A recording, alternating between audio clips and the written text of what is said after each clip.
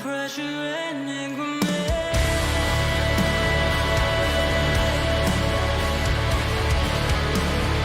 Like a slow-moving curve.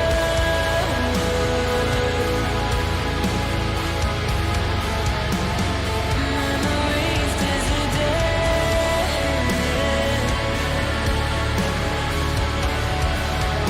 When I am holding you.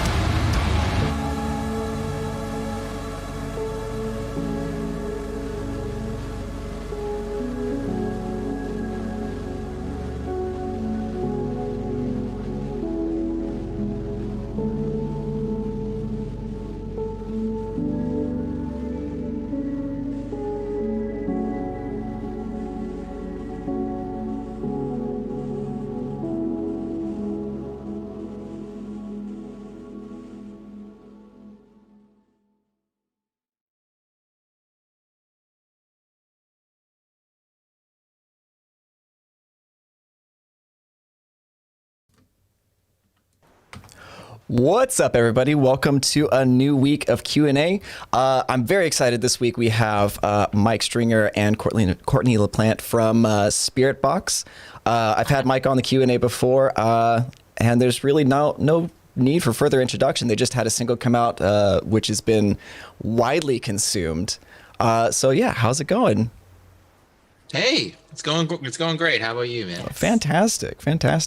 So excited to hang out with people because we're all isolated. So It's so true. Like I actually enjoy these live streams a lot because I get to like actually have conversations with people. Because most of the time it's just me and my wife here, and I'm sure she probably gets sick of me occasionally. No, I'm just kidding. She's well, we spend 24 hours a day together, so we identify with you. we identify. But no, it's great to get you guys on and have a conversation. So let's go ahead and start off talking about Constance. Yeah. So as looking at the Spotify numbers, you already got almost 250,000 streams just on Spotify. So what's like, has that been the response that you guys were expecting? Like, is that a surprise at all to you guys? I mean, every time we release music or have an opportunity at this point in our band's career, everything's a surprise. You know, like we don't have enough data yet in the band's career to be able to like extrapolate that and know and try to figure out what people are going to think. So we have that like rush of adrenaline and like just really overanalyzing everything and really just being surprised at everything that happens every time. And Yeah. this song was no different at all. Like we've been shocked at everything. Yeah, I mean, for me personally, it was definitely a weird feeling because like Holy Roller was such a, like out of left field. It just kind of happened and the internet did its thing. And, from going from such a heavy song to now this is an instrumental or like a song in general that we've been sitting on for like a year and a half. And, the conversation was just like, okay, like, what do we do after Holy Roller really? Like if we do the same thing again, it's basically just going to come off as if like we're like a one-trick pony, which is definitely something that we don't want to have as a reputation because we want to make as much different styles of music as possible. And it would be boring. So, it definitely for us felt like it was, one of those situations where it was like a chance, you know what I mean? And I didn't know if people were going to accept it. but I'm very, very happy that people seem to have connected with it. Yeah, it's hard to walk the fine line between like something being sentimental and something being corny. So Yes, we- 100%. So, you know, we're all very hard on ourselves and overanalyze the music video, every frame of it. And then, so we didn't know. And then, you know, we only show our friends, right? So, of course, all of our friends are telling us that they're crying and they love the video and they love the song. Yeah. Right. It's when it gets out to the public, that's when the people aren't scared to hurt your feelings, Yeah. are honest. So it's been awesome though. I feel like Michael was saying we feel like the song's been out for like a month, but it's only been like 4 days or something. Yeah. Jeez. Yeah. Yeah, no, it seemed to. I've kind of been distancing myself a little bit from Facebook recently. I don't spend a whole lot of time on my feed, so I didn't see much leading up to it. But suddenly I saw Mike shared it on his Facebook the day it was released, and then suddenly it was all over my Facebook. Like I was seeing people, like it was almost instantaneously uploaded, like Metal Guitarist reacts to new Constance track, but you know, like it was just immediately blowing up everywhere I saw. It was really, really encouraging to see. Yeah. Yeah, it was definitely something that took me by surprise because, you know, like I said before, like the song is something that we've never, you know, up until now done. Like it's the only song in our catalog really it's that slow and that personal. So, And again, it wasn't meant to be a single. It was meant to be the last song on our album. yeah, So on our full-length album. but we weren't just gonna like not release anything up until, you know, our record comes out next year. So yeah, it made sense, and I'm just really happy that people seem to have embraced it. So it's awesome. Yeah. It's definitely Yeah, a good feeling. yeah. So, tell me a little bit about the backstory. Like I saw the posts that Mike you made on Facebook. You've had the instrumental for this track for a while. So tell me about the creation process for this particular track and the ultimate release of it. Yeah, this track was made at a time where we were getting together, and it was, you know, one of our, you know, writing weeks or whatever. We've had a few of them for this album. It was the last time that we got together, and it was just something that was made at like 2 a.m. And, you know, like it's just a song that we have, like me personally, I've always wanted to write. I've always wanted to have a song like this, like in a catalog or whatever. And as soon as we made it, in my mind, I was like, that one's special. Like, you know, like in my mind, like I feel like that's something that will be a great, you know, song on the album, like a palate cleanser type deal. And, you know, we just haven't been able to record. We've pushed back recording the full length like 6 times this year. I'm not even exaggerating.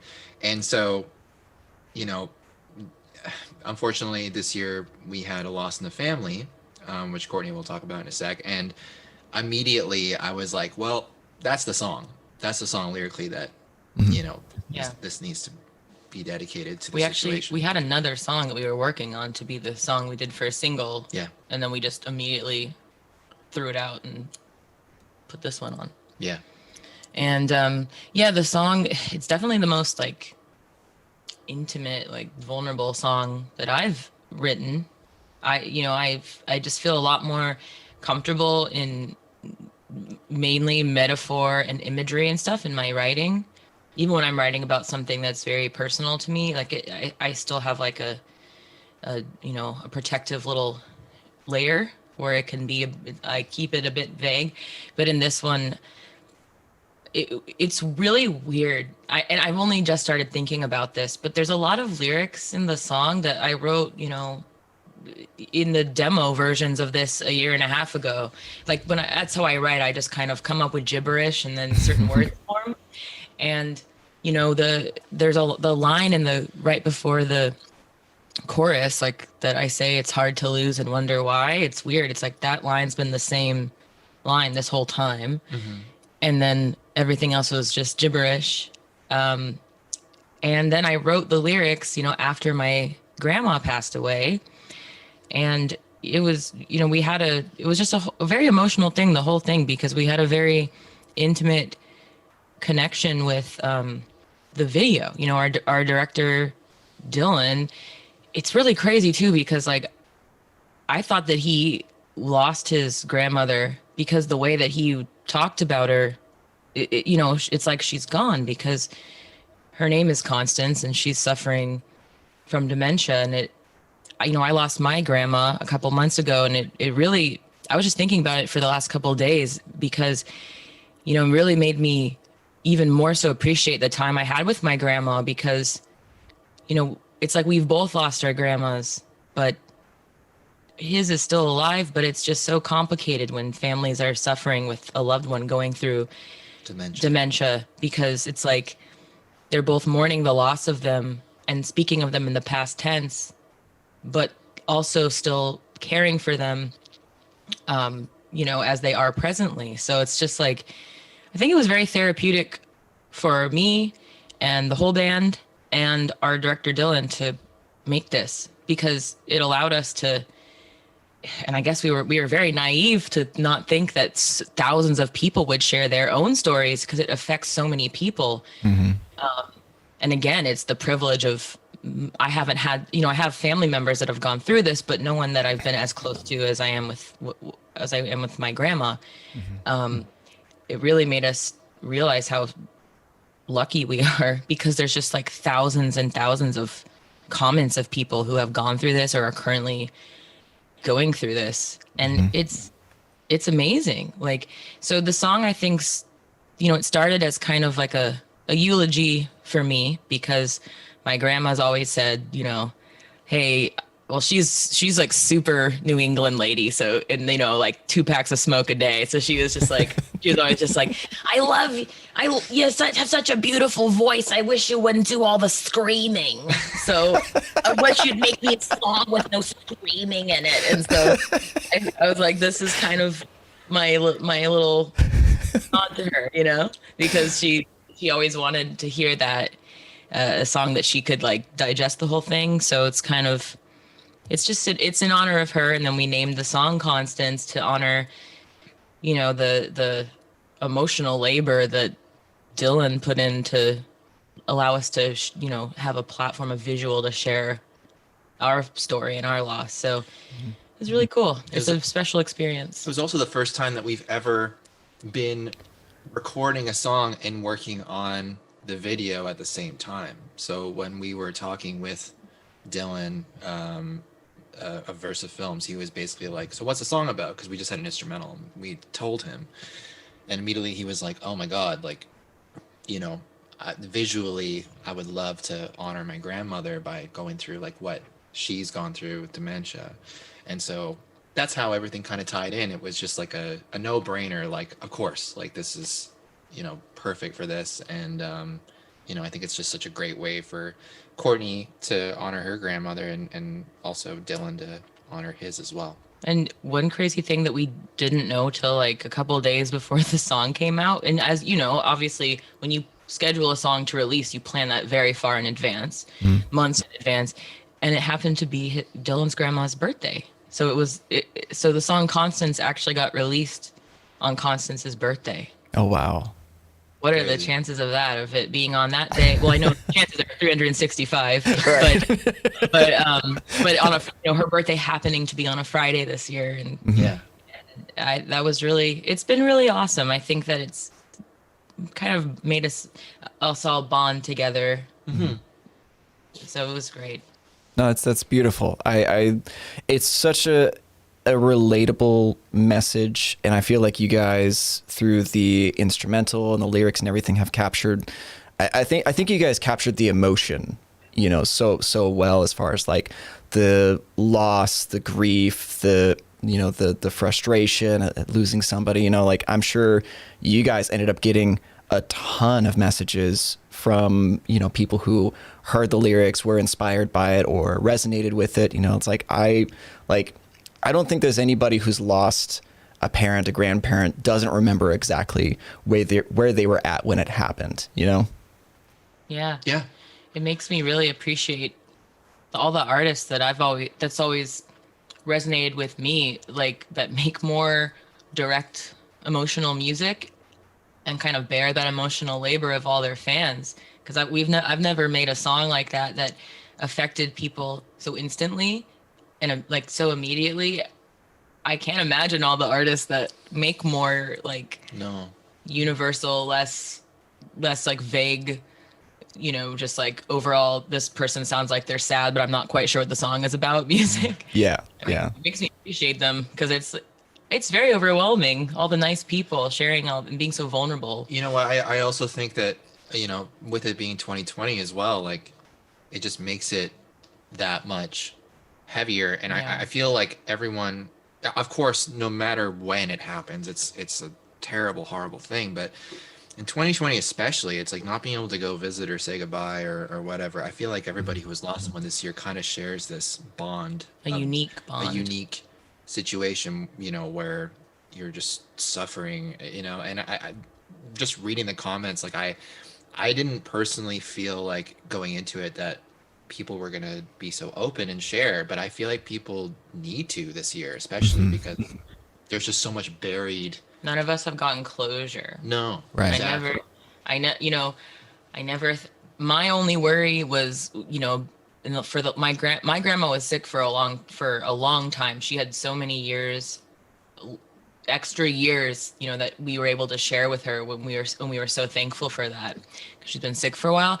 And my main stress was, what if I'm on tour when she passes, or what if I can't, like, how much are flights last minute? How am I going to afford to fly across the entire continent and go see her? Like, my worry has never been, what if I'm not allowed, you know, to go to her country and see my family and hug them and be a part of the mourning process. And then, you know, there's just been like millions of people literally who've had to go through that this year. Mm-hmm. It's crazy. So I think, you know, this is just a sad time of year.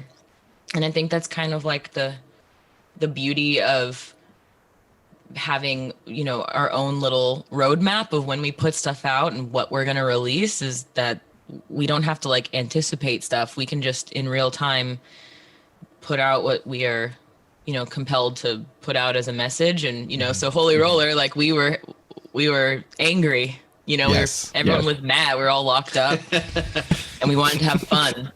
And then this song, it's like, you know, 6 months later, and now we're not mad anymore. We're like just sad.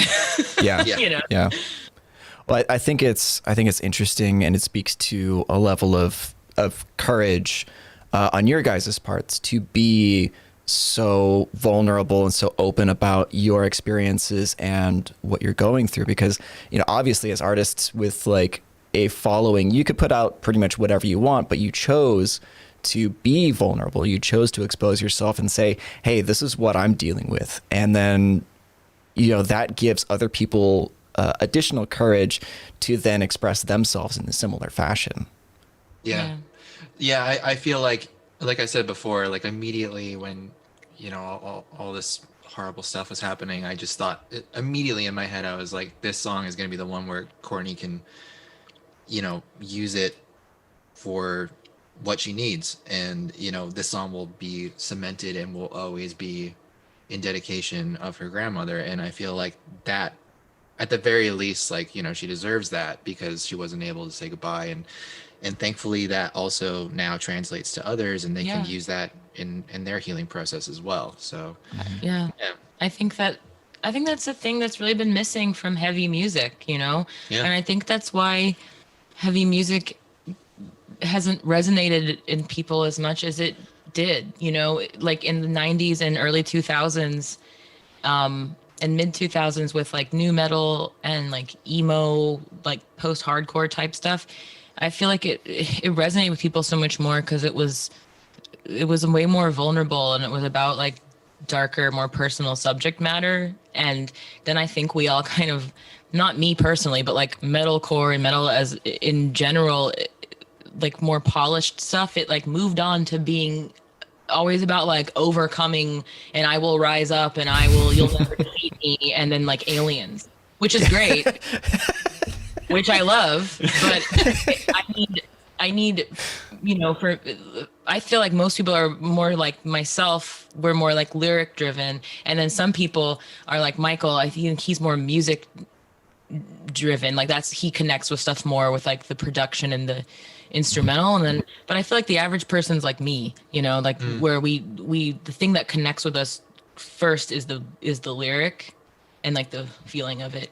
So I don't know. I think that the genre, whatever genre this is, like all of us it's getting more diverse, and it's getting more vulnerable, and I feel like it's getting less like toxic, and there's more voices being heard with different experiences. So I'm very hopeful for it. I feel like the next generation of people, the Zoomers, the Gen Z people, are just more comfortable with being vulnerable. Yeah. Right. Well, it was, I think in our last conversation, Mike, we were kind of talking about Holy Roller being that like, you just wanted to write like just a simple riff, just a simple, like, like it ended up being a hit, and you didn't even almost intend for it to be a hit. And I think that kind of speaks to what you're saying, Courtney, is that people kind of want something that's like simple, heavy, emotional, and that just like connects with them like on a very instantaneous basis. Like, as you said, like metal originally was more emotionally driven. It's a very dark style. It's for outcasts. It's for people who are angry and sad. And like, then eventually, yeah, it started going more towards like gent and technicality and polishedness, and like what meters can I make this riff out of? And you guys are kind of bringing it back to that original intention of just making emotionally charged good music. Yeah. Yeah, it's funny thinking about it that way too. And like there are certain styles that are more like, dependent on the polish and stuff like that I still very much appreciate and stuff. It's just at the end of the day, like where I'm at musically is like, I don't know, I guess I just don't really have that much of an ego when it comes to how many notes I write. How many notes are in a song that I write. Like with Holy Roller and stuff, the mission statement was just like, let's just make like a fun, get in, get out, heavy song and hope people like it. And now with this one, it's like, well, let's just write something super ambient and pretty and hope that people like it, so Yeah. I think everything comes in waves in a sense. And I think that now there are some bands that are kind of going more like the melodic route and just being like, let's just write something catchy and hope that people gravitate towards it. I think that's kind of where we're at. We're just kind of like, let's just, whatever we think is catchy, let's just go for it and see what happens. Sure. More focused on songwriting than riff writing. Like the song overall, and that's something that's taken us a really long time. We've always just kind of been like riff. I used to spend months on like, analyzing each verse and trying to make, cram more in. It needs a solo, it needs this and stuff. And now like I'll write a song in less than a day and be like, cool. Yeah. I just kind of over it, like, I don't know. I just, if it's gonna get stuck in your head and if it's something that you remember, it's obviously good enough. So just lean into it and see what happens, Yeah. And so I think that, I think that I agree with you, Stephen. And like, I really hope that the genre is changing a bit, because I just never I have never seen myself in all of the like exuberant stuff, like all the very like, I am the one who does this and you are the one that is bad, and like we will be the ones that do this thing. And it's nothing wrong with that. It just, I feel like most people have varied moods, and we just, when I'm feeling powerful, I'll throw that kind of thing on. And when I'm sad, I want to put something on that makes me sad. Yes. Yeah. No, absolutely. So I guess the question is now, like, where do you guys go from here? Do you have any thoughts of plans for the future at this point? Yeah, we have pretty much a full album instrumentally written. It's just been marinating for a year. And some of these songs are from the same time in which Constance was written. So some of the stuff's just been sitting around on phones and stuff for like a year and a half. And we've narrowed it down to like 9 or 10 songs, and we're currently writing a couple more just to kind of see if we come up with anything better, because if something's better, we'll take some of that off.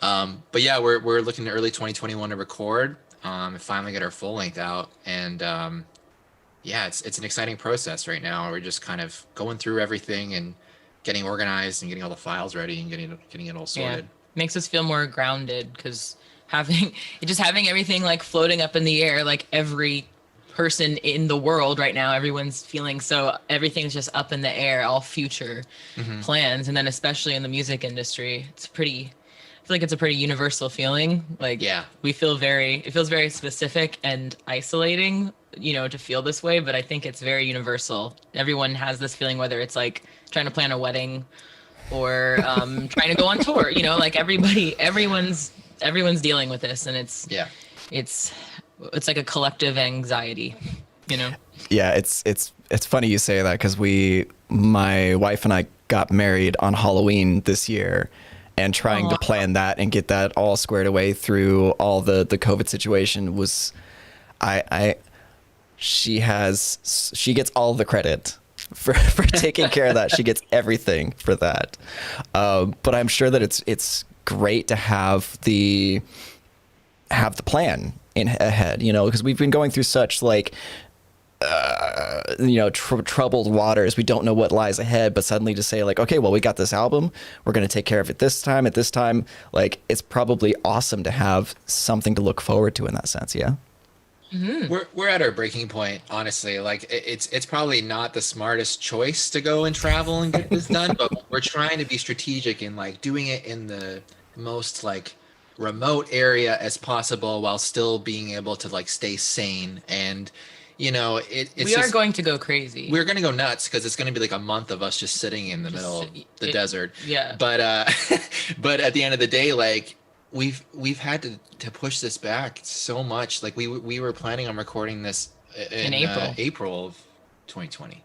So, we feel like a lot of people are kind of like, all right, where's the album? Like, why is your drummer not in photos? Like all this stuff. And it's like, well, if you turn on the news, like you'd probably get a sense of why. But I understand that people are getting frustrated. And I understand that people are getting very impatient. And I'm thankful that they've been this patient because it's been so long. But, you're right. It is nice to finally have like an overall feeling of like, yes, on this date, we're all going to meet up and we're just going to get it done. Because, if I didn't have that, I'd probably be like, well, I quit because this is never happening. It's so weird. It's just a weird situation to be. It's Right. like we're watching a movie Yeah. of some other people that are like playing us doing cool stuff. Yeah. And then we're like, oh, that's neat. And then we like go back to work, Mhm. Like, it's so weird. Our bass player, Bill, is like, our song is like, again, for the 7th week in a row, #1 on the Devil's Dozen Countdown on Liquid Metal. And he's just like cutting a dude's hair, listening to his song on the radio. Like we're all just Hey, like, I made it, Mom. like we're all in like limbo because we all still have a foot very firmly planted in our normal life for the last 5 years. What's our normal life? And then we have a foot like trying to plant into being professional musicians who only do that as their job. Yeah. And we're like so close, but right now we're like doing the splits. Like one foot is like eventually we have to step into the one side, Take the it's plunge. it's a weird transitional time, but it's an interesting experience. We're very grateful because most people that haven't even put a full length thing out yet don't have these opportunities. So we don't want to blow it. Yeah. Like, we want to No pressure. we want to exceed expectations, but yeah, we have a lot of pressure because there's so many people that instead of being like no to us anymore are all embracing us and want us to succeed. So it's very overwhelming. Yeah. Well, it seems like you guys have also been very successful in building an extremely loyal following and a great community around your brand. Like, can you speak to like, so you guys are doing like live streams a bunch, you guys are uploading content, interacting with people. Like, you say that there are expectations, right? There are some people who are probably getting crabby that you're not putting out a full length, but it seems like the community at large is just ready to accept what you put out whenever you put it out as well.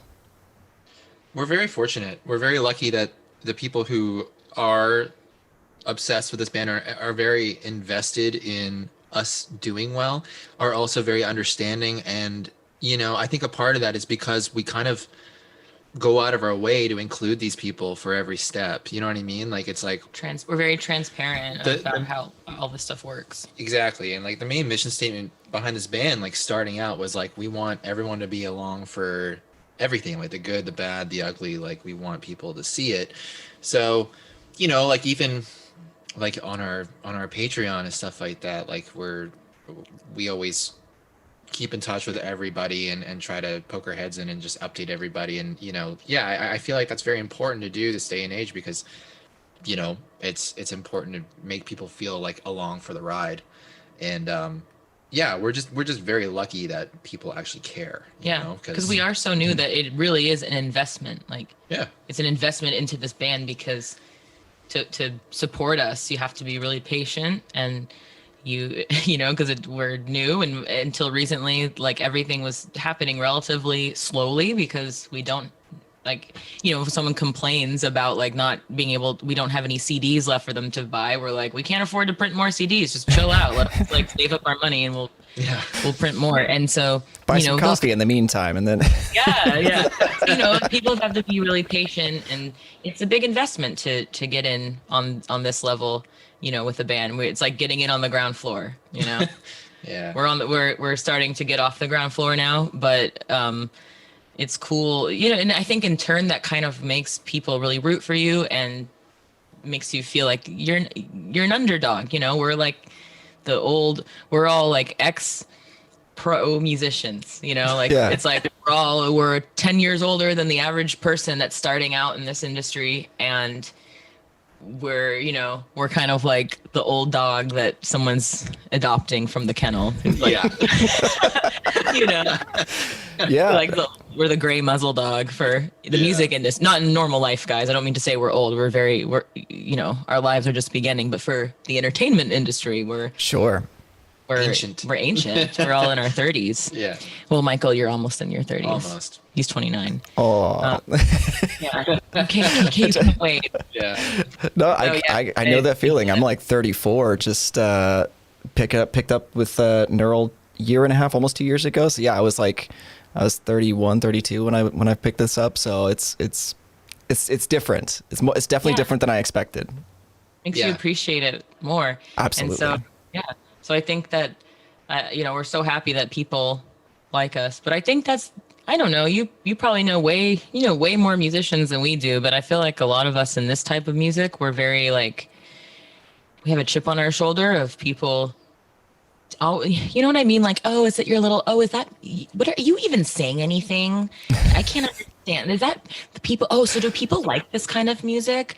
Oh, yes. Like, like, how's your little screamy band? Like normal people don't understand. There's like all these qualifying factors that they think just because they don't know about this kind of music, it means that it's not popular and you can't be successful. So I feel like a lot of us have that chip on our shoulder always of having to like qualify what we do and always having someone second guess if we're being ridiculous for trying to be a part of this type of music who don't understand it. Mm-hmm. And so I think we're all very like, no, we're successful. We don't all have jobs at bars and work retail when we're off tour. We're successful. We make millions of dollars. But in reality, it's like most of these people that you guys all like live in their parents' basement and have $50 and they only make money when they're on tour.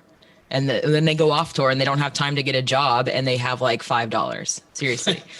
But people they're ashamed of that. And we're not. Like, it's when people are like, so what was the last job you have? And I'm like, what the F are you talking about? We all, oh, you still have a job? We're like, of course we all still have jobs. Are you a psycho? Yeah. Well, I think that's a really interesting point to hit on, is the reality of being a musician. Because I feel like anybody from the outside would look at the successes that you guys have had over the past several months, right? Between Holy Roller and Constance coming out and getting so much attention.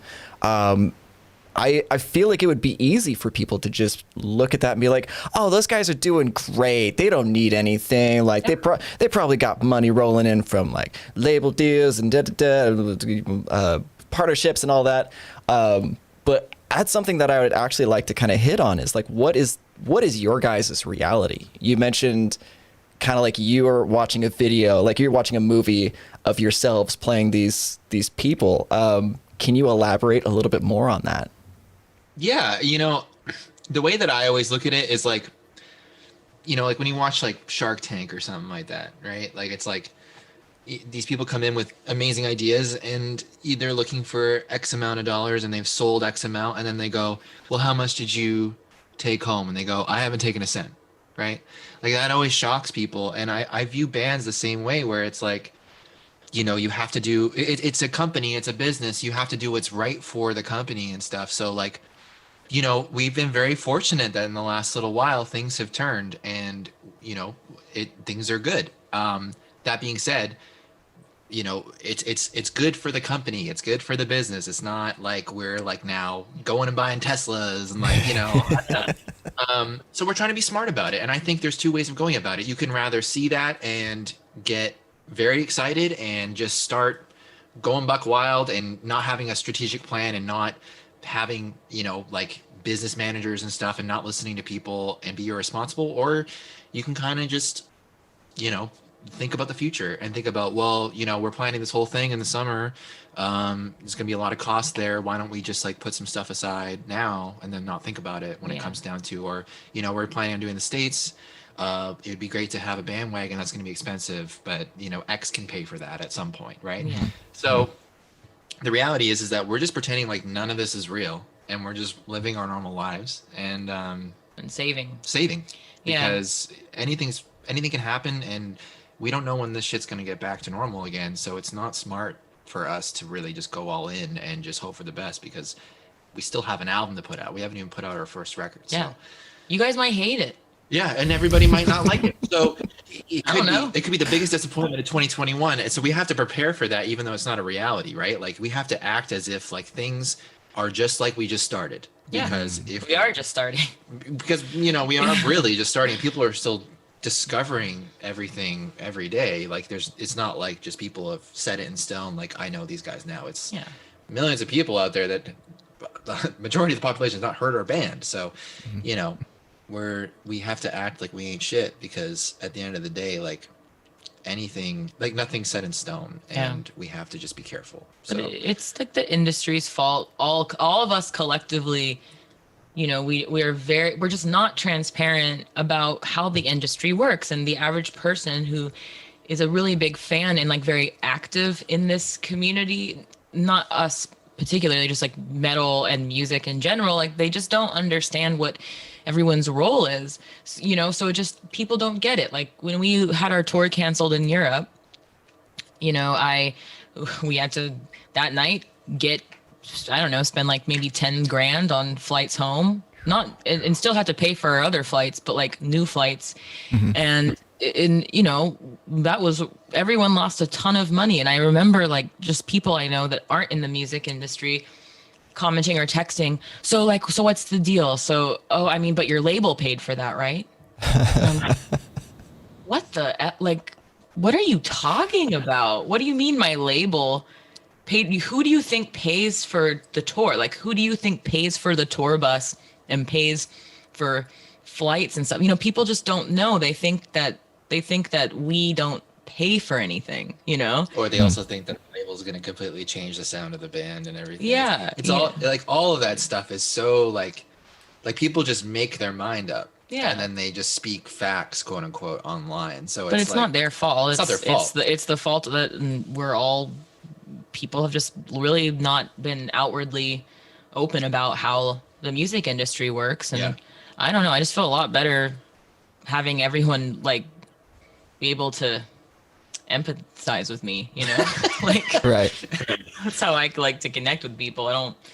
I don't like to make, I don't want people to feel like we're like in private, we have had people even in our old band, like people say, oh, well, I mean, like, oh yeah, I don't feel you guys all can have your own house and stuff. Like, since when? What? What do you mean? Like or like guys in the metalcore world, like us talking about someone being successful, like we're like, hey, the guys in August Burns Red, they all have they can buy houses and afford to have kids. Isn't that sick? Like that's how like we look to that, and it's like our dream. Like I feel like most people in this industry, that's our dream, is to get to the point where just that we can have a family and afford to own our own property and that kind of stuff. So I don't know, I feel like it's better for the next generation of people to be really open. And I don't mean that by the way, I don't know anything about August Burns Red's financial anything. I just know that, like, I just remember back in the day being like, whoa, they all have houses. I remember that being like a rumor for a while. You know what I mean? Like, it's just weird how that happens. It's the same thing as what I was just talking about. But yeah, I just feel like people aren't really transparent about the industry in general, Yeah. Right. It's just the way it is. Yeah, Well, like we have $50. Yeah. Well, I think that's a great thing that you guys are actively working against with like your live streams, your Q&As and stuff like that, being so active with the community that you're building anyway, because there's realities about the music industry that people just don't really understand or think about, because it's easier to not do the research. It's easier not to look into things, because then you could just look at an article, you could look at somebody else's post and just take that as gospel, and then that's just an easy bit of information that you can now just kind of toss around at will. Oh yeah. And we don't mean to say that there aren't extreme amazing cases of success. There are, and we want to be those people. We want to be those people that run a smart business. And I think we already have. Like we're very grateful and very fortunate that we've held on to the equity of the band and all that stuff. And we are very, very supported by all the people that work with us. Yeah, we have a great team. So don't get me wrong. I feel like we're in a better position than the average person that like signed a record contract when they were 20 and was like, oh, wow, sick. This person's they're giving me $5,000 for 99% royalty rate, and I still get a whole percent. That's so sick, dude. I don't have to pay for it, like that kind of stuff is just, luckily that's a pro about being older and being able to have, an extra decade to develop our stuff, because we have 10 extra years of seeing other people's mistakes and learning from it and stuff. Sure. You have the experience. I think you also have a great game plan in that you guys are trying to plan ahead as much as possible. You guys are doing what's called a pre-mortem, is taking a project that you're looking to work on, and then trying to figure out all the ways that it could potentially fail, and then also like buffering against all those potentialities. Because we're very anxious people. Well, and that's how we do it. I'm gonna say, like, even some of my buddies, they're always just like, I've never heard you like talk positively about a release or something like that before it comes out, because you're always just saying like, yeah, hopefully people like it or whatever. And I'm like, because it's just, you never know. So you have to just, like, anything outside of that is a bonus. If people take to something, or you're quote unquote successful, like, it's a bonus. So you have to look at things being like, well, this might not do good, so let's just figure out what that looks like and then hope for the best. Like Yeah, because we're not reverse engineer people. You know what I mean? We're just, unfortunately for us, and it's working, but we're just very compelled to make a specific thing. And unfortunately, we aren't the kind of people that can take a song that's popular and like reverse engineer it and be like, all right, how can we make a Bring Me the Horizon song?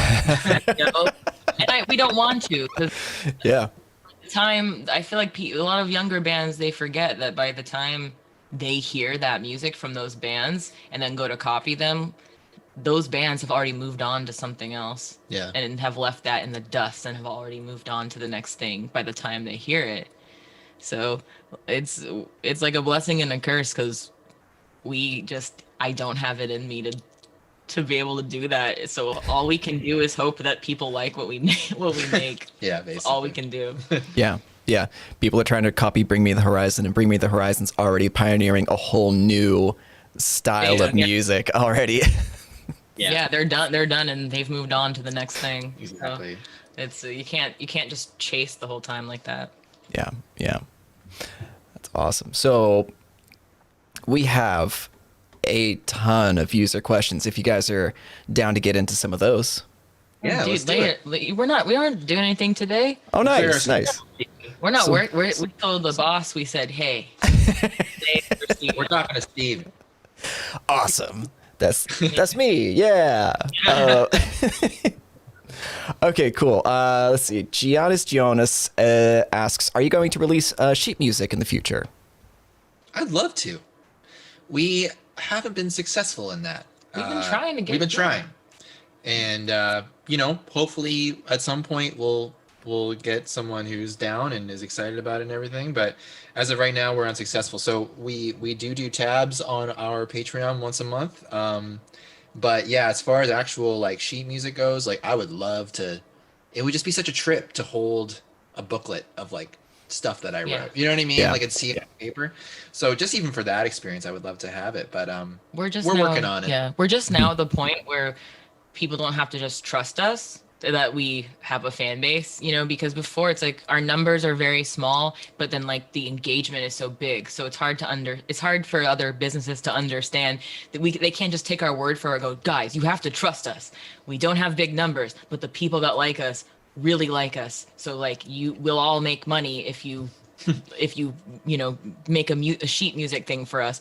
And everyone so far, back when we were trying to get that done, was kind of just like, yeah, okay, whatever, we're busy. So, and I'm like, all right, you're a loss, because I know a lot of people will buy it. So I think now we can kind of revisit that, because we have a bit more, what's the word?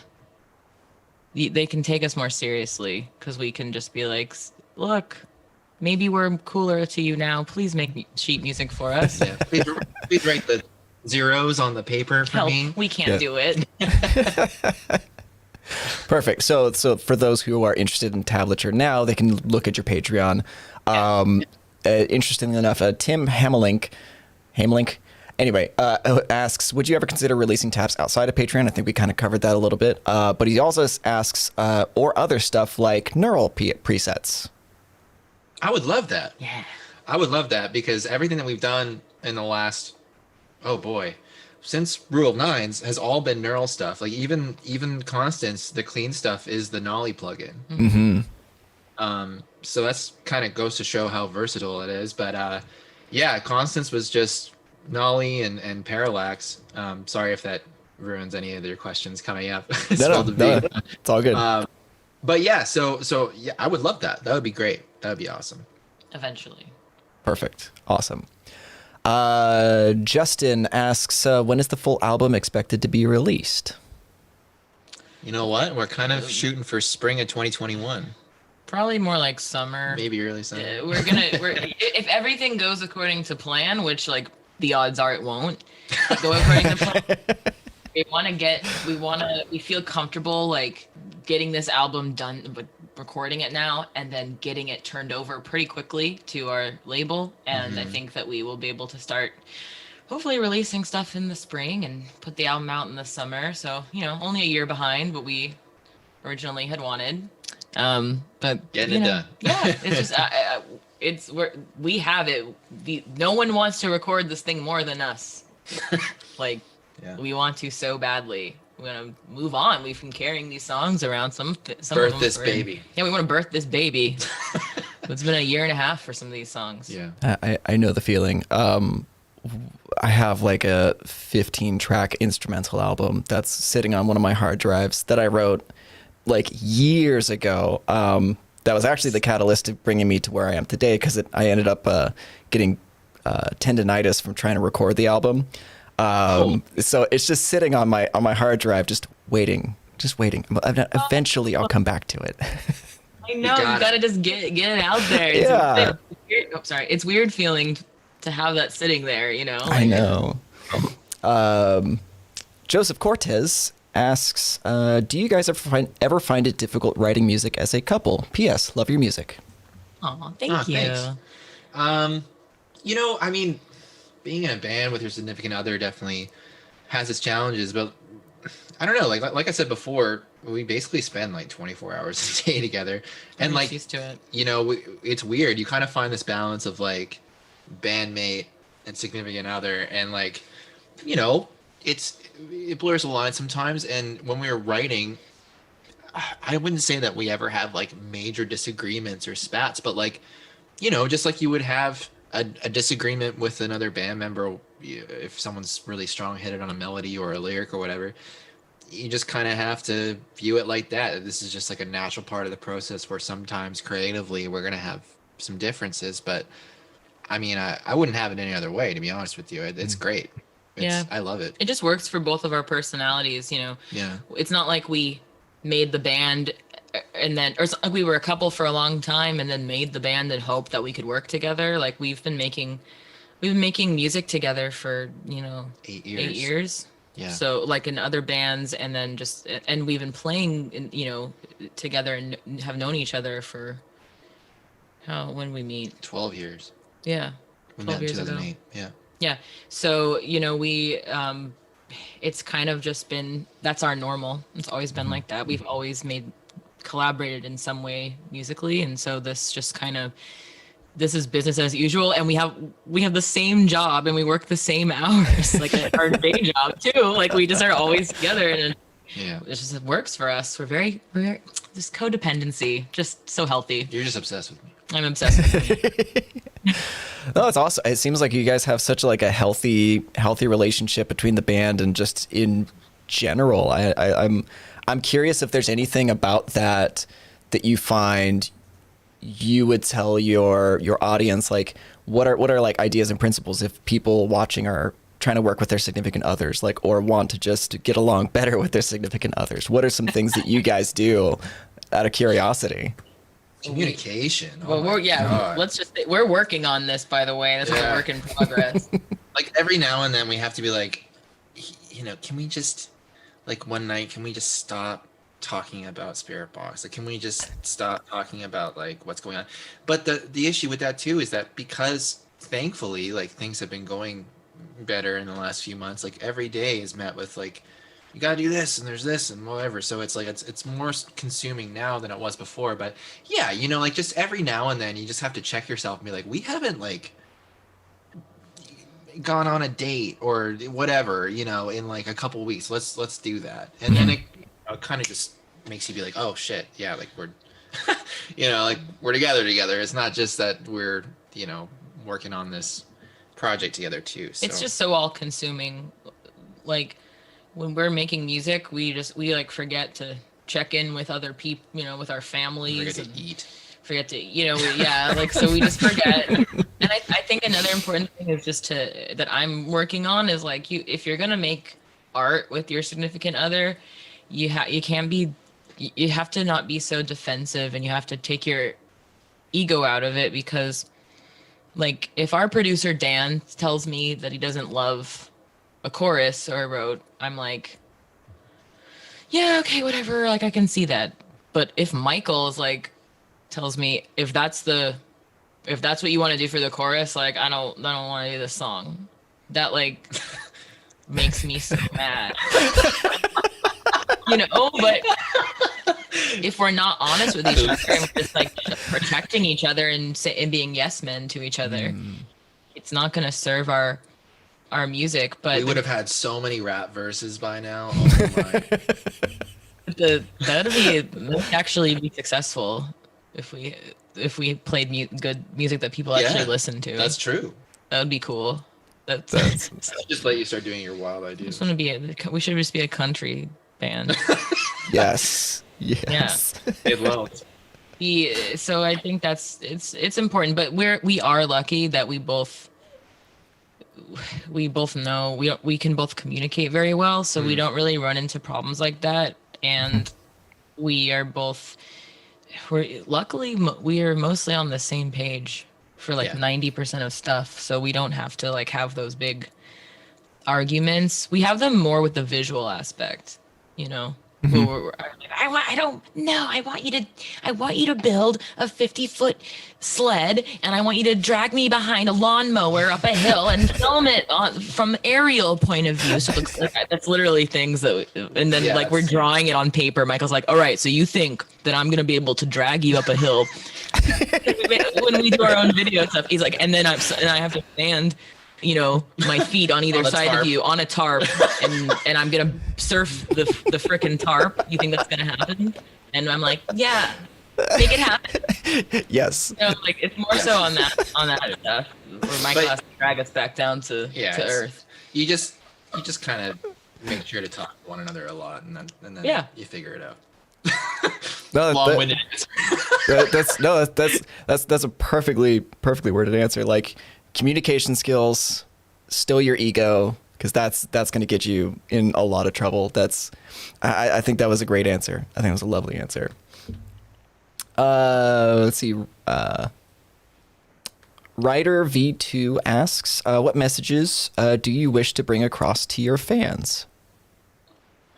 Wow, that's a good Wow. question. Just do what makes you happy. Really, at the end of the day, that's kind of like our whole thing. It's we just write what makes us happy, and we just, we go about things in a way that are very self-serving, but at the same time are honest. And yeah, that's kind of how I view it in a way. How about And- you? Well, I want the main message for me to our fans is that you're not too anything. Like you aren't too, anyone can do this type of music. You're not too old. You're not too feminine. You're not too masculine. You're not too poor. You're not too, you're not too inaccessible. This is the great thing about making a more fringe music, is that there's so much less of a like factory, and the bands that do fall into that trap and have teams that are like not really self-aware that what they're doing isn't cool, and they're just so focused on like the aesthetic of the band, like everyone needs to wear a leather jacket at all Skinny times. ties. Skinny tie, like as long as you don't have people around you that are just kind of can't stop and think, wait a second, I'm not cool. So if I think that thing's cool, that means it's bad. They don't think about that. They think like, yes, well, I saw this band 5 years ago wear leather jackets and ripped jeans, so you're gonna do that too, and they're gonna have water pouring on you in the music video, and for some reason you have to say something really, really gross right before a breakdown, like something about shit or something gross, some sort of somehow sexist slur before the breakdown. That's what you got to do. And then we're going to put on a shirt.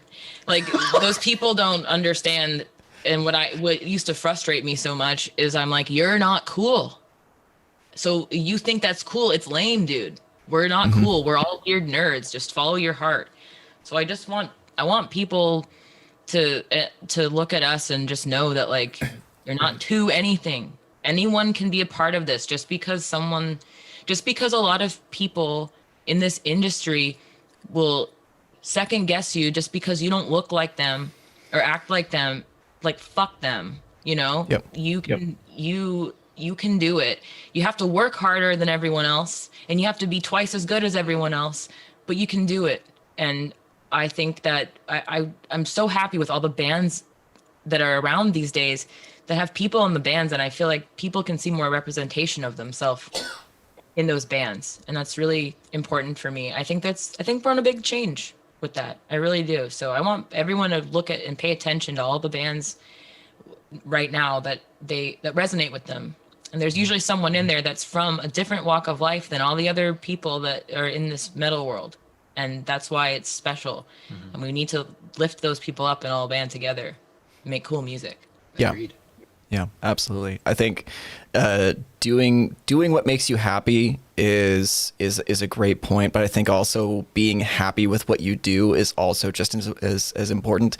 And what I mean by that is that most people hear that, like, do what makes you happy, and then you hear that cliche, like, do what makes you happy, you never feel like you work a day of your life. I don't think that that's really true necessarily, because I'm doing what makes me happy, but there's definitely days where I feel the drag and I feel the tedium, because even in a job where I'm doing awesome stuff, there's still going to be like, I still have to edit guitars or program drums or edit vocal takes. Like there's still things that are a part of it that are not going to be super fun. So understanding that you still have to work, as you said, Courtney, working super hard, work harder than anybody else. That's a great thing to maintain as well. Yeah. Well, with that brings fulfillment too. Mm-hmm. You know, that's the thing. I feel like a lot of people are in this for the wrong reasons. Unfortunately, some people are in it for just the splash in the water, the quick thing where get in, get out, and that's it. But if you're in it for the long haul, and even if you don't make money, and you can find that fan base and you can have those people that are so invested, like you're going to be fulfilled, and that's worth more than anything, in my opinion, is actually, grabbing people and making an impact, so to speak. So Yeah. Absolutely. And then anything else? I don't know. Your answer was much more profound than mine. Well, I guess also, yeah, I just want our fans to just also know and get from our music that you also don't have to limit yourself to a genre, because you're not genre hopping. You're just, mashing together all your influences and serving a song. And I think that you need to kind of be self-aware when you're making music, that you need to set a precedent to the people that are listening that you're going to do what you want. And then that way they've already trained themselves to not expect a certain thing from you, and be more open to whatever you want to do. So that's really important to me in this band. I just want like fluidity to be the theme. Fluidity and depression. and yelling. That's Yes, the band. lots of yelling. You can't not have yelling. Speaking of it, Aaron Quinn asks, can you describe the lyrical songwriting process? Are you influenced by words, movie, poetry? Your songs lyrically cover topics I've never heard of before. Very intriguing. Well, I think that in like mainstream metal, like first of all, I think the bar is low as fuck. Like the bar is low, like because I feel like everyone is just trying to.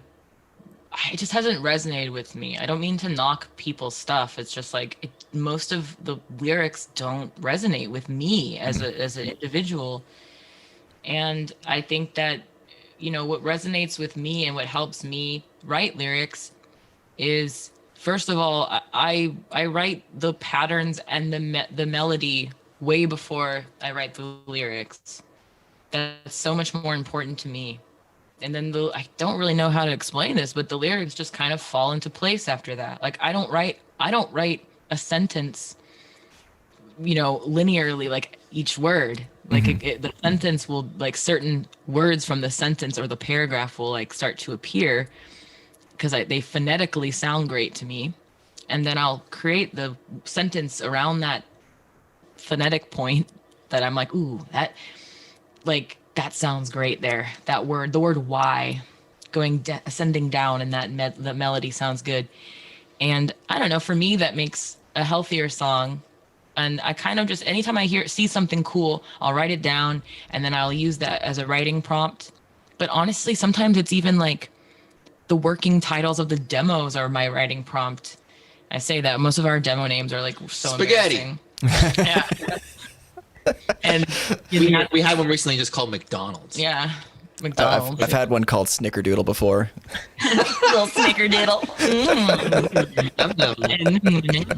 And yeah, so that's how I write, and it's like I always just kind of envision it like I'm trying to reach the top shelf to grab like a snack, and I'm so close, but I'm almost there, but eventually I'm gonna like jump up. I'll grow enough to like jump up and grab the word and pull it back down. And then I don't write anything down really. I just like, I'm like, if it's good enough, I'll memorize it. Mm-hmm. And then I will write it down like the day I go in to record it. And that's like, for me, like, that's me going, okay, it's done. Yeah. And I don't name the song till it's done being recorded. And that's kind of like my goodbye to the song. Yeah. Okay. kind of building on that, Mlem-chan, whatever. Courtney, how is she so eloquent? Her vocabulary is massive. I always learn a few words after reading their lyrics. It's amazing. She's all book learned and stuff. Google and thesauruses. Like, for instance, like I one time I wanted to write a song about, I was like, the imagery I get is that I'm like a person and I'm laying on the forest floor and I've just like given up and the forest has grown over me. Like I've become a part of the freaking floor of the forest. So rather than just being like, I am on the forest floor, and the leaves are growing on me. Like rather than, I like the whole like show, don't tell for lyrics. I'd rather show imagery that tells the story. And so, I typed in, what are other names for the forest floor? And then a thing that popped up is detritus or detritus. So that's like Latin for like the dead brush all over, like that layer of dead stuff over a forest floor. That's what it's called.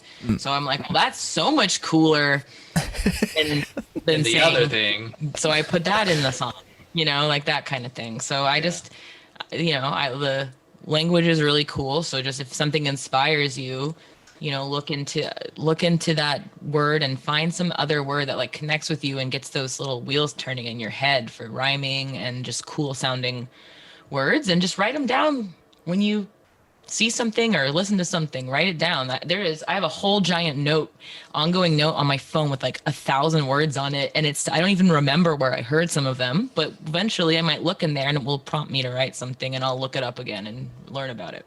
Perfect. Love it.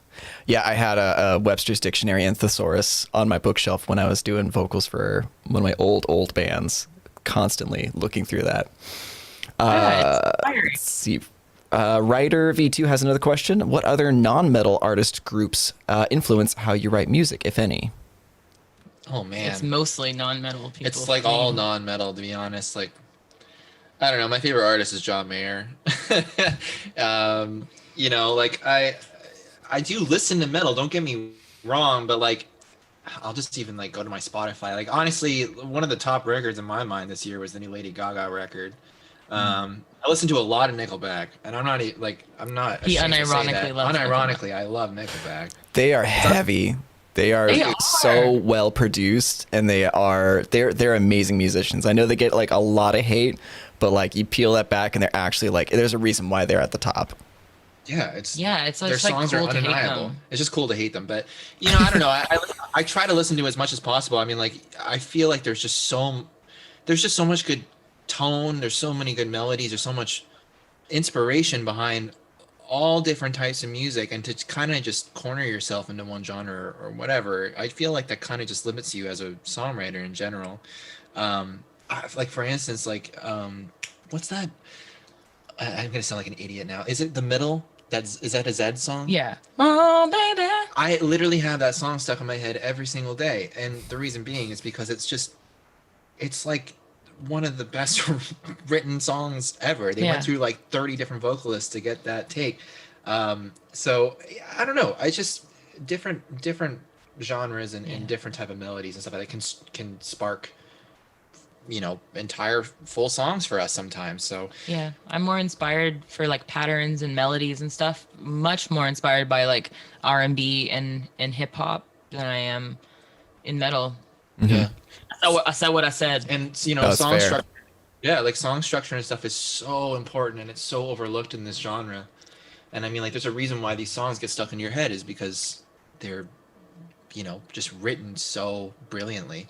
And I feel like it's just important to take note of that and to respect it for what it is, and let it inspire you in this genre.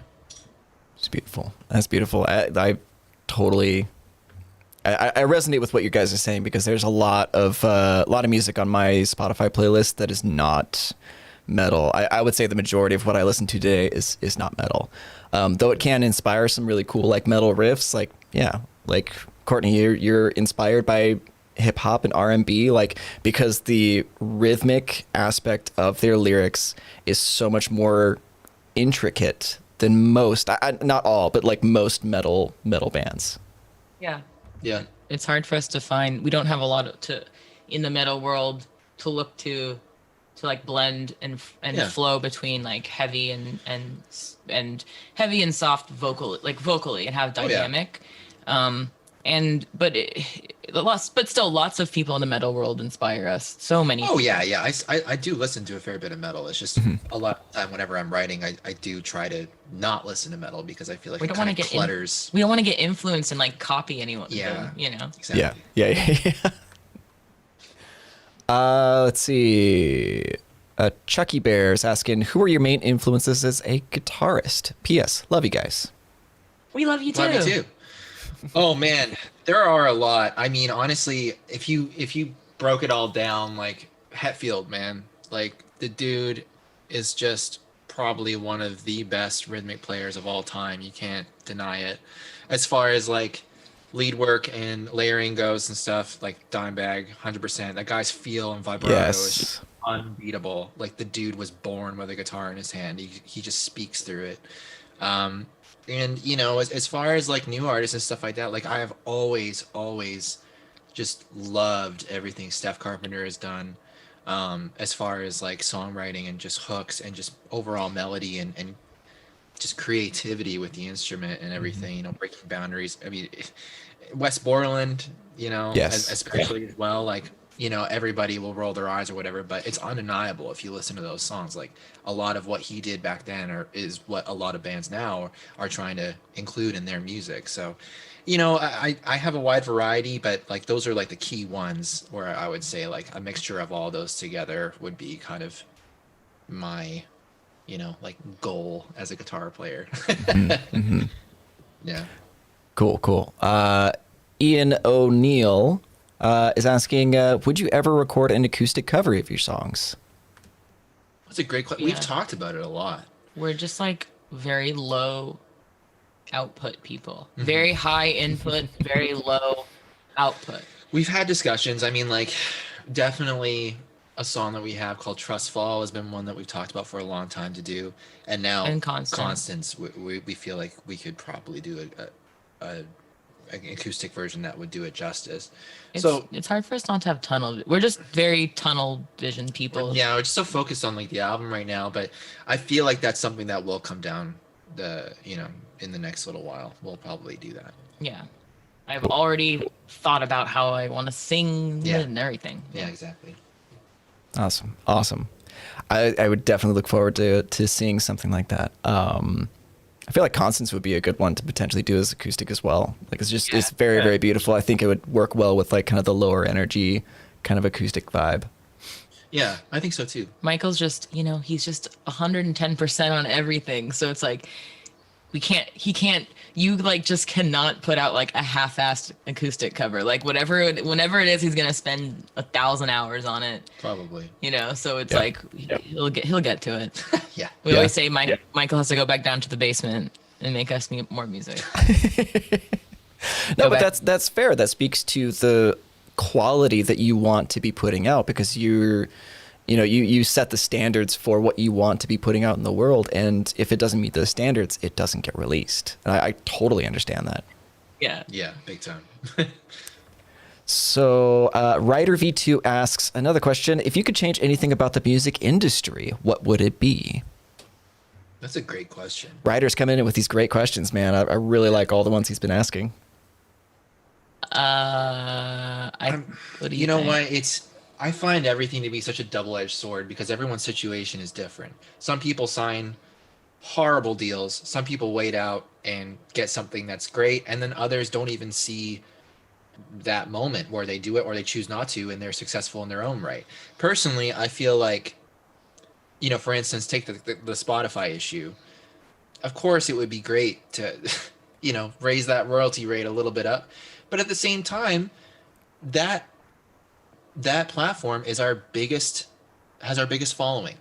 You know what I mean? Out of all our social media. Out of all of our, like it just is what it is. And I feel like we would not be where we are now without that following on that platform. So for everybody who shares the article and is like, this guy saying that, you just have to kind of rework your strategy in order to make money and stuff, like, Yeah, in a roundabout way, I do agree with that, because if you expect to work on a full-length record for 3 years and put it out and expect to get money off of that, it's not going to happen. You have to adapt or die. I can't, like, personally as artists and stuff, no matter what they say, amount of lobbying that you do or whatever, you can't change it. You know what I mean? Like, it's not going to happen with just us complaining. It's going to take a whole revamp of everything. And while I don't agree with it, at the same time, if I didn't have that, I don't think that we would be anywhere near where we are today. So it's a double-edged sword, right? So there's a lot of things like that in the industry where no matter what you do, it's like kind of like a win-lose. You know what I mean? Like, And it's Right. hypocritical because we all use it. we all Right. use it. Right. We all consume it. Why am I allowed to use Spotify? I listen to my friends' bands, Yeah. but my fans aren't allowed, like, shouldn't be doing it for us. And I think I think it's more just people realizing more and more of like record labels taking advantage of artists, because the reason that these people aren't making any money off Spotify is because their label is getting all the money off the Spotify plays. I mean, don't get me wrong, I'm not complaining if Spotify ever wants to dish out more money to everyone, but we do just fine on there, and we're on a label.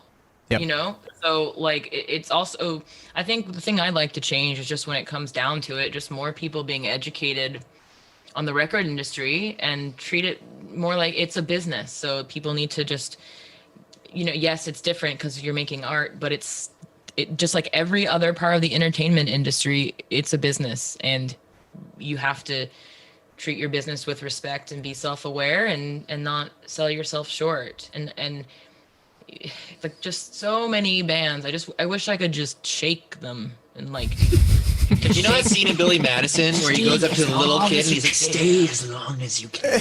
The kid. Kind of like one of those moments where you want to, sometimes every now and then, you want to just be like, "Come on, come on." because like all these people, it's just so much more about like the ego for them. It's so much more about getting to tell their 500 Facebook friends who liked their band's page because they invited them to, that they signed to some random talent like management agency, which is just like a freaking multi-level marketing scheme, or that they signed a record deal. We know people that have signed like a $1,500 record deal and given up their music rights and like their publishing and stuff. It's like, how can you work so hard and then sell yourself short like that? Like all the hours you've put in, why can't, and then you, for a paycheck, like for one, Right. like that's, everyone in the band could have just saved up $100 a paycheck and gone that same amount of money after a couple months. Yeah. So just stuff like that. Yeah, I just feel like if there was more transparency, that would be. Because that would we're be all great. dumb. We're all musicians, and Right. we all are stupid, and we need, if we, not all of us have the privilege of having the guidance that we've had.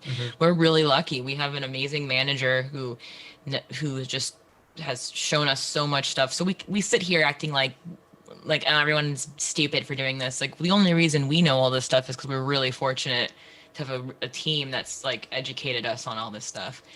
I wish everyone could be educated on it, because we're all just like weird art people and we don't care about the business stuff. So it's hard for all of us. It's a deadly trap, a deadly disaster. It is.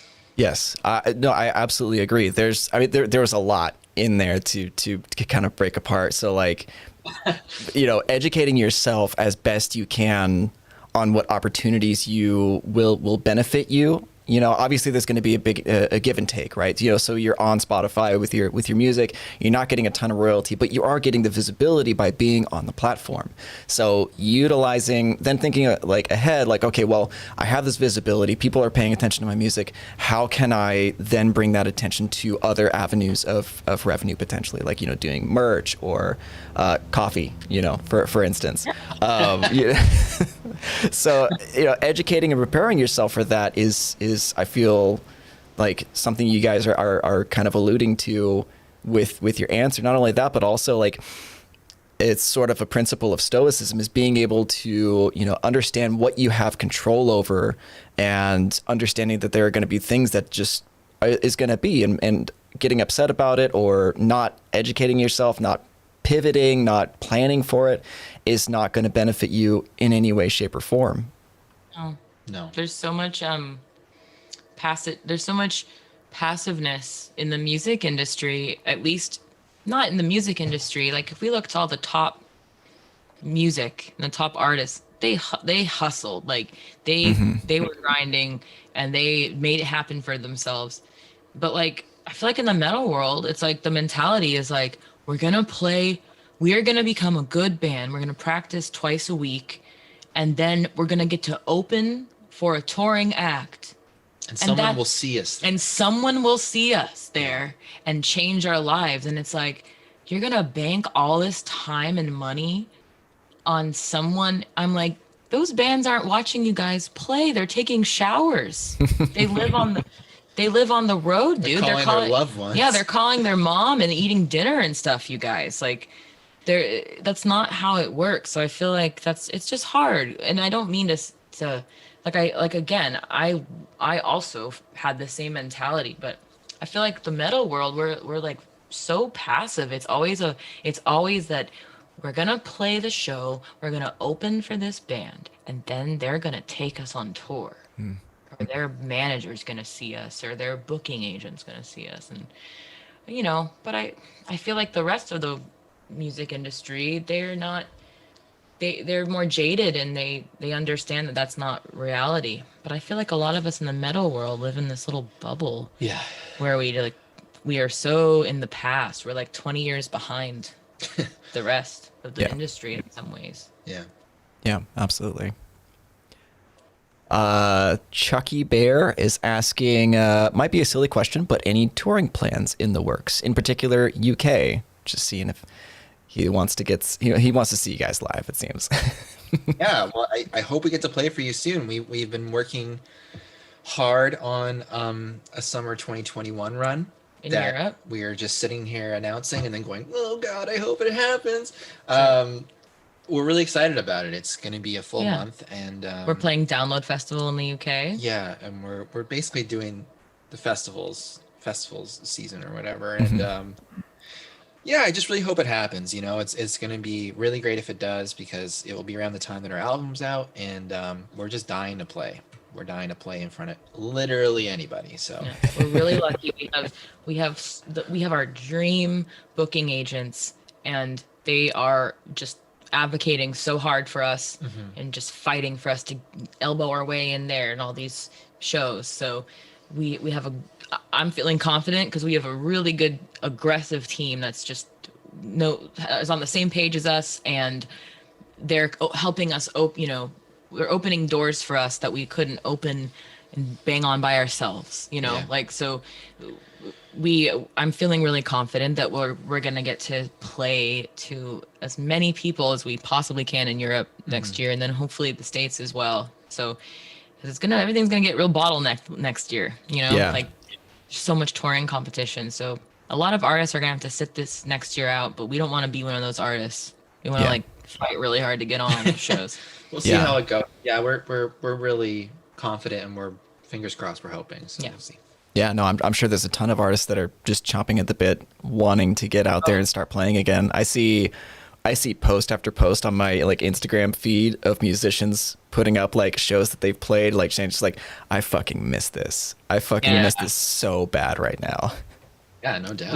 We were already living that life. We were. Yeah, we had played before the first tour we did. We played 3 shows. So yeah, Spiritbox has altogether played 15 shows. Altogether, yeah. Whoops. So oopsies. Yeah. But we're hoping to change that, so we'll see how it goes. Well, we're gonna learn in real time in front of large crowds. What we need to work on. That's for sure. So very high profile way to learn. Excited for that. Can't wait for all of our stuff to. Can't wait for those DI recordings. Yeah. Nothing better than a crash course learning, Oh yeah. Yep, we're gonna learn. We're gonna learn it. You'll all learn with us what we need to change and get better at. Okay, so I don't know if you guys know this as a little bit more of a technical question, but Randy's asking, what does Courtney's vocal chain look like on Holy Roller, and what method do you use for pitch shifting the guitar parts? Oh yeah, well, yeah, totally. I always use the same thing. I always mess up the name. So Holy Roller, we recorded we engineered at home and then sent the files out. We were fortunate enough to have our producer like on a Zoom feed, and he was like, just like, hey, move that dial or do this or whatever. So we used an SM7B on Holy Roller. We then used a UA Apollo, and we used a 76 compressor and an LA2A on the way in. Just compressed the shit out of it. Yep. And then we just monitored with our normal chain, which is just a combination of like Gain reduction, which is the best vocal plugin ever, and then waves compressors and stuff. Like honestly, I can't recall the exact chain that made it on the final, but like I do know that we use a shit ton of compression. We just did the standard like stack them, like most lines are doubled, and then on certain lines there's a quad, there's a hard left, hard right. And on those, the less dynamic the song, the more like quad and double tracking we do, and then the more dynamic parts we'll just leave it alone as one vocal, because it's just hard for me to recreate those soft things. Totally, yeah, for sure. And the final chain, I'm not entirely too sure. Dan did do a nail the mix, and he went through the entire session. So if you are a part of that or whatever, I don't know how much it is, but it's worth checking out because it's amazing watching his process. But as far as pitch shifting goes on the guitar, whenever we do it for recording, I'll tune to the note. So, Holy Roller has like 3 different tuning changes, so I just kept tuning down. And then live, I will just have the Kemper transpose. So, I don't know, like I just find that actually tuning to the note has more of, it just sounds bigger. It's just, more organic as opposed to having that effect printed. But live, honestly, I can't tell a difference. I really can't. And it's gotten so good. And I actually am on the list for the Quad Cortex, so I'm excited to check out the transpose function on that too. I've heard that that's pretty remarkable too. So it's pretty sick. It's pretty sick. Yeah. Oh. Yeah, I think Bill and Michael are like already like. Yeah, hey. I think we're ditching the Kempers and we're going for the quad. That's another mentality that I'm trying to get. I'm like, guys, you don't have to sell your other pieces of equipment to buy the new piece yet. You can just keep them both now. Like we can weird. afford it, but like we're always been so broke that like we only ever have one piece of equipment at a time because we can only afford to buy it if we sell the other piece. Yeah. So now I'm like, guys, you can have both things. Thanks, like Mom. it might be useful to have two. But they're so excited about that thing. Yeah, like, we're stoked. yeah, it's like for traveling and everything. Like they're just itching for that thing to be done. Hell yeah. It's I feel really grateful and lucky to be in the position that I am. So like, because I'm looking at my Quad Cortex right now. It's right over there, and it's awesome. I haven't spent nearly as much time as I would like to on it, but it's I can't wait for you guys to see it. Like, Yeah, I'm stoked. I'm stoked to get it. Yeah. let's see. Robbie Mitchell is asking, which neural plugins have you been recording with, and which songs were they on? Yeah, great question. So for demos and stuff, all clean stuff is plenty. And a lot of the times for our clean stuff, I'll use no cab sim. So it's basically like a more colored DI, and then I will use, like there's something about the Plenty plugin, like the verb tails and stuff are just so gorgeous, and it doesn't take a lot of tweaking to get it to where it needs to be. And then for the heavy stuff, it's always the Nolly plugin. Shit. Sorry, one sec. Can you still hear us? Yeah, I can still hear you. Okay, 1 second. Our interface just decided to die, so just one moment. No worries. I'll try to restart it. This actually happened to me last week. My Rodecaster board turned me into a robot for like 3 minutes, I think. You guys still there? All right. This is a great frame to have frozen on. Perfect. Hang on. Let's see if we can get them back in. I'll switch over to my view so you don't have to see that. Oh, the great, like this is like the stuff that you don't get to see all the time, is the all the backstory, or like the technical difficulties that happen when you're putting something like this all together. Okay, so they're out of the call for the moment. When they come back in, I'll have them come back in. So how you guys enjoy the conversation? This is great. I love Courtney and Mike. They're really, really good people.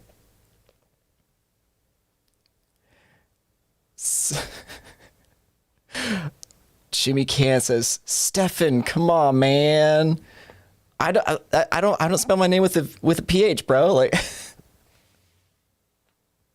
give me the picture back. Well, they're out of the call, so I can't switch back over again. You can always go back in time and screen cap it. You can send it to them.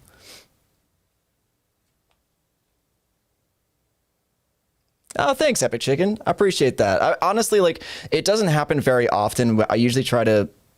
I'm on the call like 20, maybe 30 minutes beforehand, just in case, just to smooth out everything else. Okay, cool. So they're back in. Hold up a sec.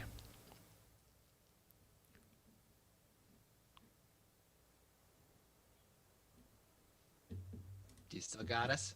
Yeah. Let me make sure all of my stuff's still working.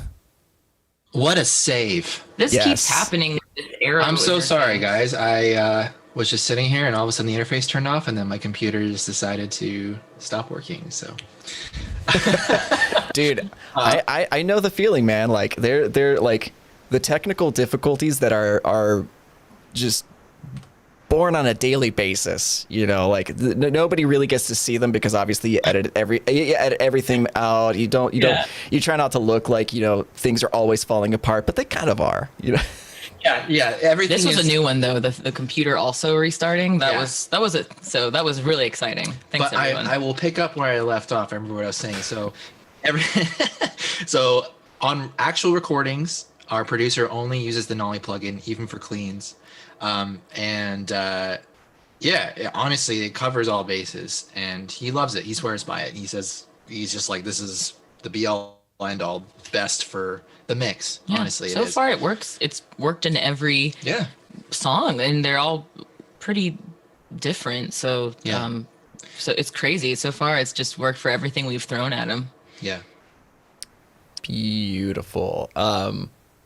Yeah, the Nolly is like the Swiss Army knife, I feel, of the the neural plugins. That's like been one of my go-tos just on even like if I need to demo something out, just pick the Nolly. Like, Yeah, me and you were talking about this last time too. I feel like it's by itself, it's a little jarring because you're like, I don't know, but like big picture, like at the end of the day, when you look at your mix and stuff, it just fits right. You know what I mean? Like, and that's the thing. I feel like most of the time when you're listening to something by itself, it's not gonna benefit you. You know what I mean? Because everything has to sit properly. So, yeah, I feel like that one's definitely one of the best ones for sure. It's our ride or die. Yeah. yep. Yeah, I totally agree with you. The defaults and the presets and everything for the Nolly, at times it's like sounds kind of too warm, too low end heavy. But I find that it's because those are built for like in the mix, like they're built for mix ready tones. Because generally once you get like a whole bunch of like these like super like bright kind of guitar tones and you have them start stacking up in your mix, like that's just going to be way too shrill, way too like presence heavy. Yeah, 100%. Let's see. Next question I have Caleb Andriano asking, coming up primarily through the internet, do you guys have any plans to tour with internet people or bands, holding out for a Pliny Monuments Spiritbox tour? That would be fun. That would be so much fun. You know, at this point, it just kind of it falls in the hands of the people that we're trusting to book all of our stuff. And you know, if something like that was to come up, that'd be amazing. But yeah, we're just kind of, it's such a bizarre place to be right now in the world of touring and seeing what's out there. Some artists are just holding out and they're just being like, we're not attempting 2021 whatsoever. So we'll just have to see what happens. But, but we're not gonna, you know, we're not gonna only tour with specific bands or whatever. If it makes sense, it makes sense. So, you know, we'll make it work if it ever comes up. Yeah, there's so much opportunity right now. We're so like, again, we're very grateful because it's going to be a lot of bands at our level. Like we're all kind of in the same boat where all the tours that we're gonna have in this year all moved to next year. There's double the amounts of tours that are all trying to go. There's no venues, and all of us little bands on small, like if we're all on small tours, you know, we can't sell bands like that we might be touring with. They can't sell out a 2,000 cap place, or they can't sell. They can't book that, but they have to because they have to have everyone spread out. So there's gonna be like 500 people in a 2,000 cap venue. And with all the venues shutting down. Yeah, so it's gonna be hard. We're all gonna be competing against one another, and it's gonna be tough in 2021. But you know, we were only internet band out of necessity, not because we wanted to be. It's just not practical to, if you have a certain amount of money that you can spend on your music, it's just gonna go a lot farther when you're investing it in music videos and that kind of stuff versus all piling in a van and trying to, you know, going and doing shows for 15 people and then just kind of using that as a distraction for yourself from your shitty job, you know, like, but again, I always have to say that we're also have been doing this for a long time. We've toured, done thousands of shows. So obviously, you know, if you're new and you haven't had any experience, I suggest you get out there and learn how to do that. But for us, it just wasn't practical as far as like what our goals were, because what if our van broke down in like freaking Manitoba or something? Like, who's gonna pay for that? Yeah. We're too old to make those fun. Those are the funnest mistakes. They're all the mistakes you make on tour. Yeah. And that's how you learn. But we already made all those. We don't need to do them again. Yeah. You know. So now we're like, we want to skip the line, you know, by working hard. Yeah. No, that's fair. That's very fair. You guys have a good. I mean, so far it seems like everything's working out. You know. Hopefully, fingers crossed, man. I'm trying to get canceled. Oh, there you go. Yeah, I'm trying to get canceled. So I don't know. Maybe next year. Maybe next year that's what will happen. I don't know. But I'm working on it. I mean, yeah, just start saying some outrageous shit, and you know that'll work out. Pizza's bad. Pineapple belongs on Pineapple. pizza. Pizza should be just the It crust. is my favorite. Pizza. It's a taco, really, or what did we always say? Oh, the one that we always said was our hot controversial take is that hot dogs are sandwiches. They are, technically. Think about it. Are they And like so we're tacos. they like taco sandwiches? Like Yep. It's a thing. Pizza pockets are, in fact, pizza. that's Yeah. ridiculous. All right. So, yeah, sorry. Or it's a sandwich. Taco sandwich. I love it. Isaiah's asking dream tour lineup, and I'm actually going to add on to that. What are some of your dream collaborations, either for your released music or collaborations on YouTube or something? Oh, boy. That's Dream. overwhelming. I want to tour with all the bands that I can learn from. You know, like I just want to. That's so valuable. Yeah. It's like it's not even getting to like suckle off their success and get to play for their fans. It's the other 24 hours of being around them and like just seeing their guitar techs, how they set up their thing and like how their front of house sets up, like all their how their tour manager organizes things. All Yeah. that stuff is so valuable. Like 100%. I want to tour with Architects. Yeah. I want to tour with Polaris. You know, I want to go on tour and open for like Deftones and freaking Gojira and all that. And Wouldn't that be nice? I just want to, like, of course, the ultimate reason is because you want to gain their fans and play for awesome crowds. But the secondary thing is just that we've been so out of the loop for 5 years of not being on tour, and we've missed out on so many developmental things that are so important. So like I just want to get out there and learn from these people that have been doing it for like 15, 20 years. So any other bands you really want to tour with? Oh man, just whoever will have us out, and you know, just whatever gets us playing in front of people. You know, obviously you have your crazy dream lineup or whatever that you think about ever since you're young, being like, oh, I wish I could just play shows with that band, and that'll always be there. But at the end of the day, it's like any tour that you're getting out there and people are in the room and you're touring with rad people. It doesn't matter what style of music they even play or whatever. I honestly find that, you know, most people that you tour with are like the kindest people ever, and it doesn't matter if you like their music or not. You know what I mean? It's like the overall thing. So, especially, you know, what's coming up in 2021 and you know, things getting back to normal and stuff. Like, I feel like just I'm not even thinking about my top tour or whatever. I'm just thinking about actually having the opportunity to do so. Oh my God, yeah. My dream tour is I just told my manager this. I just was like, my dream tour is just that it's at a big enough. Oh, my God. No. Let's just do Okay. it. Here. Sorry. No. We'll just Okay, do- we saved it. We saved it. Okay. Is it on the? Brand new Mac too. I don't know what's It's so happening. expensive. Steve Jobs Steve is Jobs getting us from the. Is there- from the other side, like of us. are you hearing it. okay with us talking right now? Yeah, I can hear you guys. Awesome. Okay. Well, I didn't do my hair because I was gonna have headphones on, and now you're seeing it. But I was gonna say to our manager, like my thing is like my standard is I just want to play venues that are good enough that I don't have to get changed and do my makeup in the bathroom, the public bathroom before doors open, and like while people are piling in.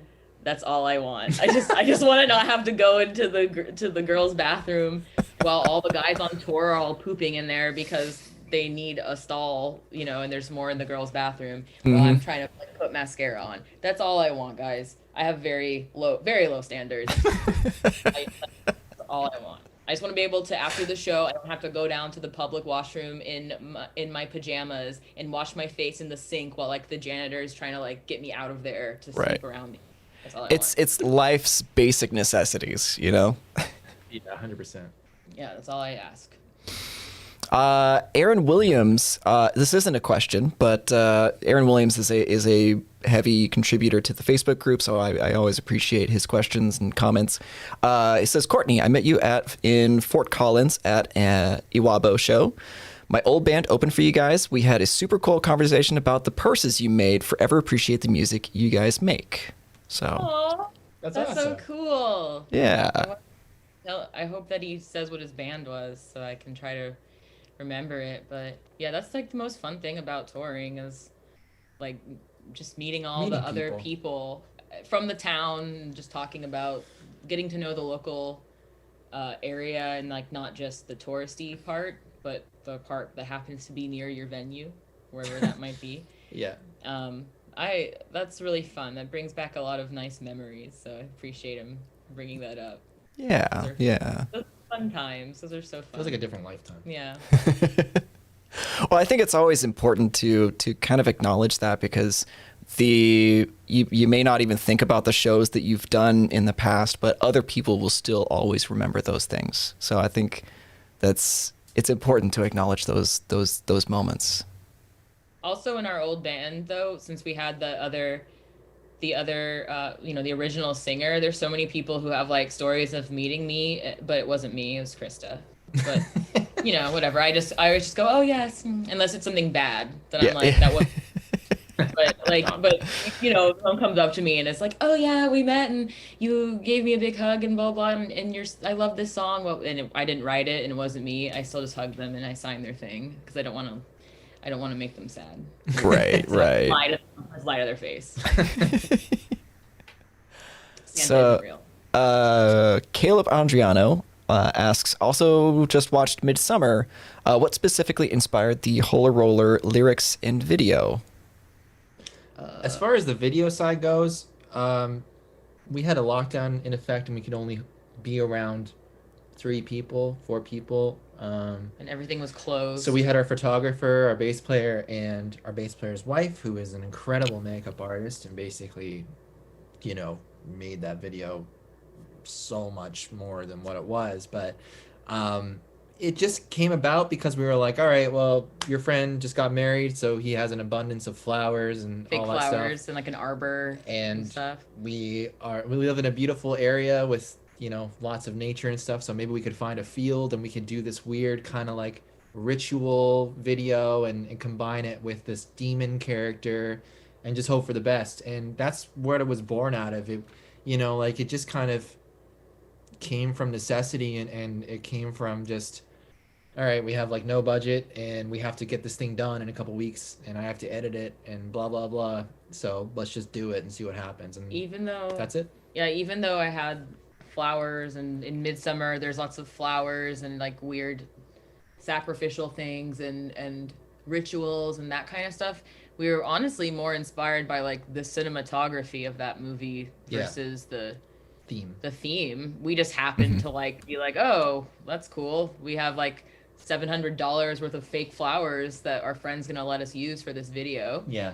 And then Bill built all the what are those called? The epitaph. What's it called? Like the big symbol. thing that we burnt. What's that called? Is it like a pyre? Or... Yeah, and so he built two. He built a small one for us to actually light on fire, and then he built a big one with all his friends' fake flowers, and then it was their friend Britt and Ian's wedding stuff. So then Britt made me like a flower crown and all that, and Yeah. so it was just kind of like that was just more of a coincidence. But then the brightness of Midsummer, like the cinematography and how like it looks so weird when they're tripping out and like on hallucinating on stuff, that more so inspired the vibe. Our friend Dana from a band called Kingdom of Giants, he did all the effects and everything on that video. Thank God, because I didn't know what I was doing. But he absolutely killed it. He did such an incredible job. But yeah, long-winded answer. A lot of it just came from us just working with what we had and just hoping for the best. Michael basically. doesn't make a big deal out of it, but aside from 4 videos like that Dylan has done, Michael has directed and edited all of our music videos. And I was just thinking about like, why don't we make a big deal out of that? Pretty amazing, because most of if you go from the beginning, it's done on our iPhones, and then Michael just taught, like he didn't know how to do any of this stuff, just out of necessity he taught himself. So like just on YouTube, and then we had a cracked version of Final Cut that we kept like putting the date of the computer back so that we could keep using it. I forgot about that. We bought it now, but like Yeah, we can afford it now. Anything, literally everything we do, other than the videos, everything, the performances and everything, Michael does all that stuff. So very good to have that as a resource in your band if you can lean on your bandmates' talents and take advantage and exploit that.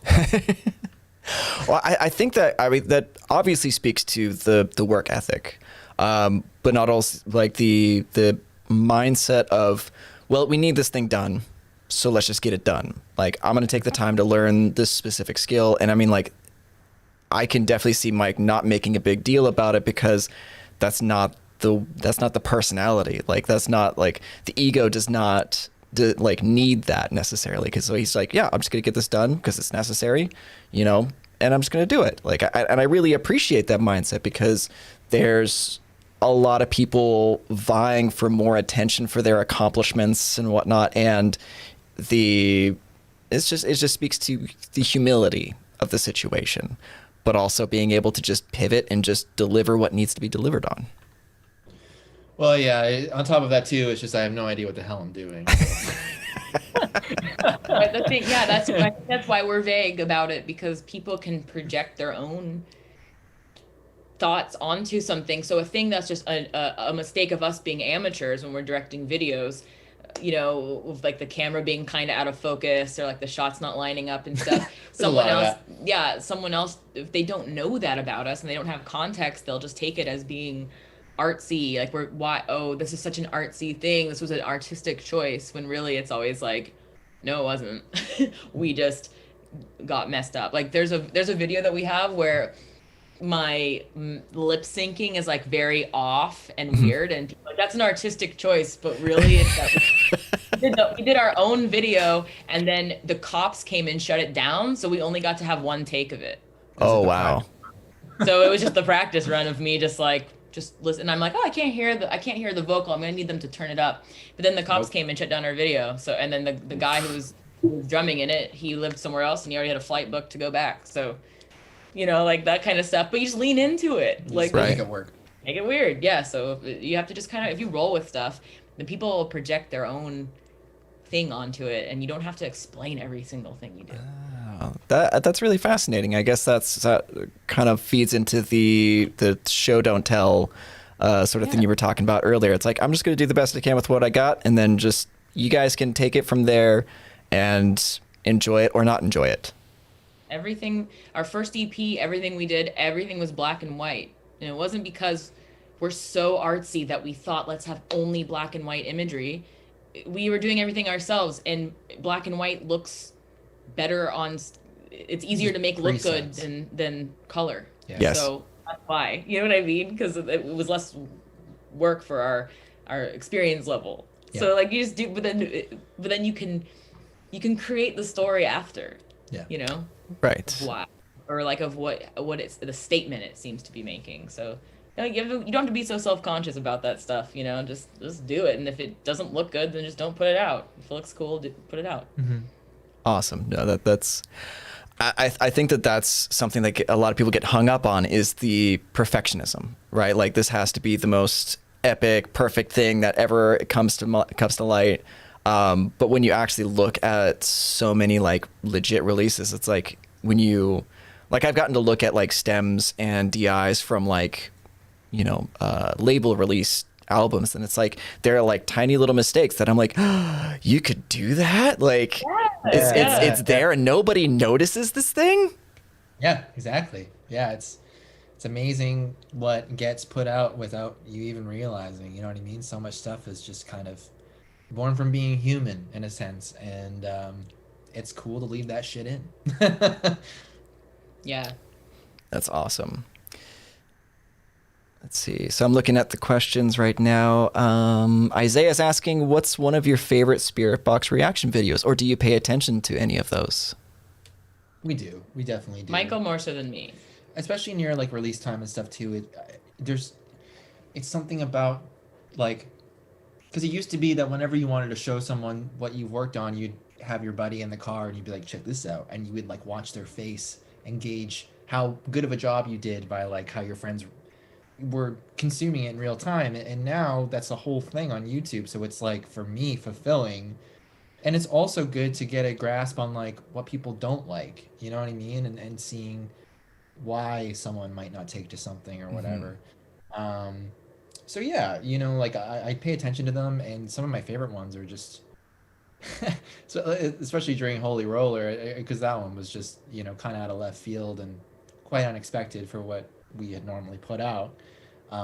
Just to watch people's faces, and it's cool to watch people like bob their head around, and then it's also very cool to watch maybe non-musical people respond to your music, and it's interesting to see what parts of the song they respond to. You know what I mean? Like what your cues normally are for like a hard-hitting breakdown or a catchy chorus or something, but for someone that might not be musically inclined, it could be other parts of the song that you kind of overlooked, right? Yeah. So the whole thing is fascinating to me, and I do really appreciate people who spend the time to film them. It's a lot of helped work. us so much. And Like there are certain channels we that owe them. we owe a lot to them. Like there's very high sub count channels that are just pumping your song out to Even their the ones subscriber that have base. 10 subs, like It all makes a all- difference. They all get views and they all make a difference, but Yeah. I'm like kind of protecting myself from them because everyone knows when there's a new cool band to like, everyone loves them and kisses their ass and is all just like, oh, they're amazing, they can do no wrong. And then everyone's sick of it. And then there's a backlash. Yep. And then everyone becomes jaded about the band. And that's going to happen to us too, because that's just part of being successful. And I believe in the band, and I know we're going to get to that point. So I'm like preemptively protecting myself because I don't want to put too much stock in those, because eventually it's going to turn around and bite me and be like, oh, I miss the old Spiritbox. They've sold out. It's boring. And so I don't watch as many of them as Michael does, but I do watch some of them. They're all very positive, and the ones for Constance are like so much they're extra special because I thought that we wouldn't have a lot of reaction videos because people would get upset while they were watching it and then not want to put that out. So it's cool how vulnerable people have been and like sharing their stories and Through their filming video. them crying and then putting it up because that's how they actually reacted. It's very authentic and Yeah. cool. I love watching everyone cry. It's very touching. It's very, very touching. Quote of the year 2020. Courtney LaPlante. I love watching Right. people cry. I love cry in the pit.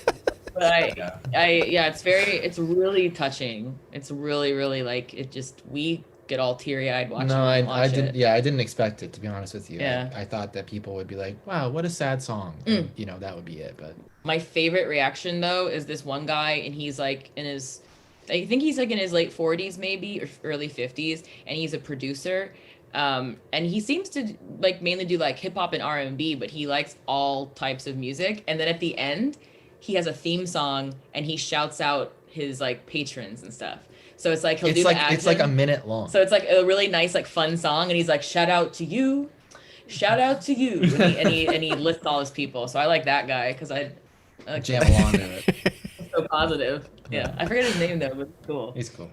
Perfect. I think this is actually a really great question. Matthew Kaczynski asks, do y'all think you may have set the new standard of staying relevant without a full-length album?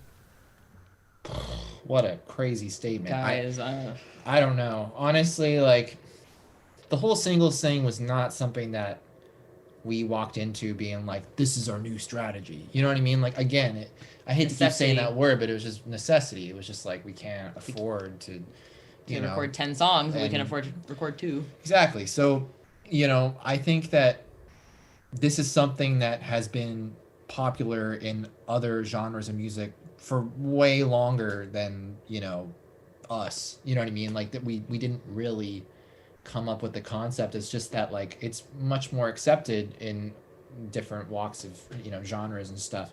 So I don't know. I feel like, again, going back to what I was saying before, like, people are just kind of tired of us putting out singles and stuff, and we're really working to change it. But as far as like setting a new standard, no, I feel like we just kind of took a chance, and we're like, I mean, if top 40 and hip hop and stuff can do it successfully, then why wouldn't it translate here? You know, and other bands were doing it too. Like Sleep Token comes to mind, an amazing band, and they were putting out singles around the same time as us. And I don't know. I just think it's just when you're starting out and trying to develop a fan base, it's just better to give more content Supply and demand. frequently, as opposed to making people hold out and then giving them this like whole 50-minute, you know, thing to consume that you're No one like asked for. that you want them to only consume specific parts of it first. So like, why not just give them the best of the best, in your opinion, in,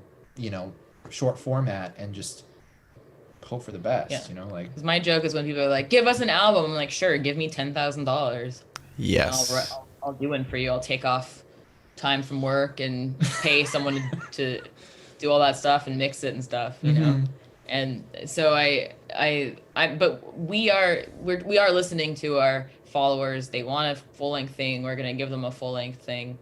And we want to do a full length thing because we don't want to just put out singles. There's some things that we would like to do a little bit more traditionally and have be digested all at once, or, you know, have a kind of a more unique album format, you know, that's not necessarily something that we want to pump out on the radio that maybe wouldn't do well as a single with a music video and stuff. So we're really looking forward to it because that's how we've always mainly consumed metal music, and we want to listen to our listeners. You know, they want a full length, and we have a lot of songs. We really want to put them all out and at once, you know, not sprinkling them everywhere.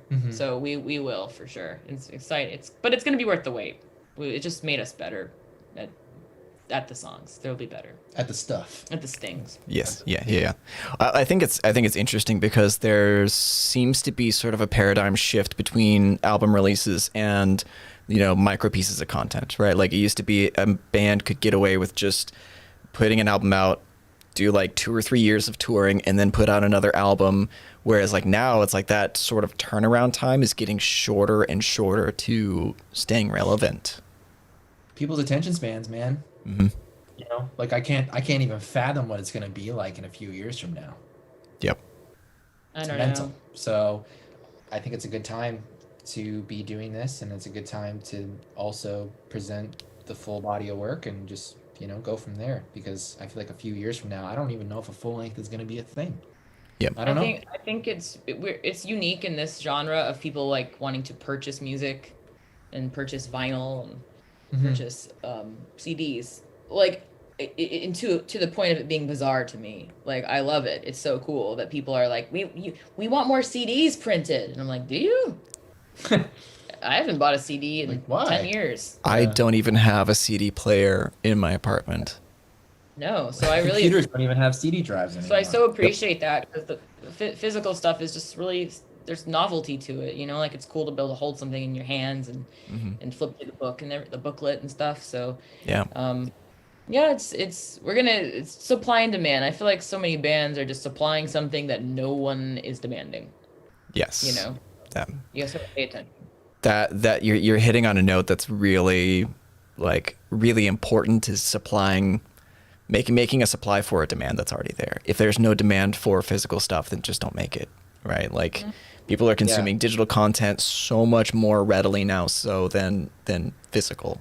And yeah, I think that you guys are kind of pioneering, I feel, a playbook that people are going to try and copy over the next several years. As far as I really hope so. what's that? I really hope so. I really Yeah. hope people do that. Like it would make people that feel like they can't do anything have more agency, I think, like and be able feel more like be able to advocate for themselves. Yeah. And we don't need, you know, cardboard boxes full of CDs in people's garages sitting there because they did a freaking 6-date tour, you know, and they bought 1,000 CDs because their weird manager Minimum who doesn't order. care what they spend their money on was like, yeah, buy $3,000 worth of CDs. I don't care, you know. So no one needs that. Just like be patient. You don't have to always like show, see everyone, look, I have a CD, I did it. Like just let it live on the internet and Yeah. be confident, you know, until people want to buy that thing from you. Yeah, that's a great point.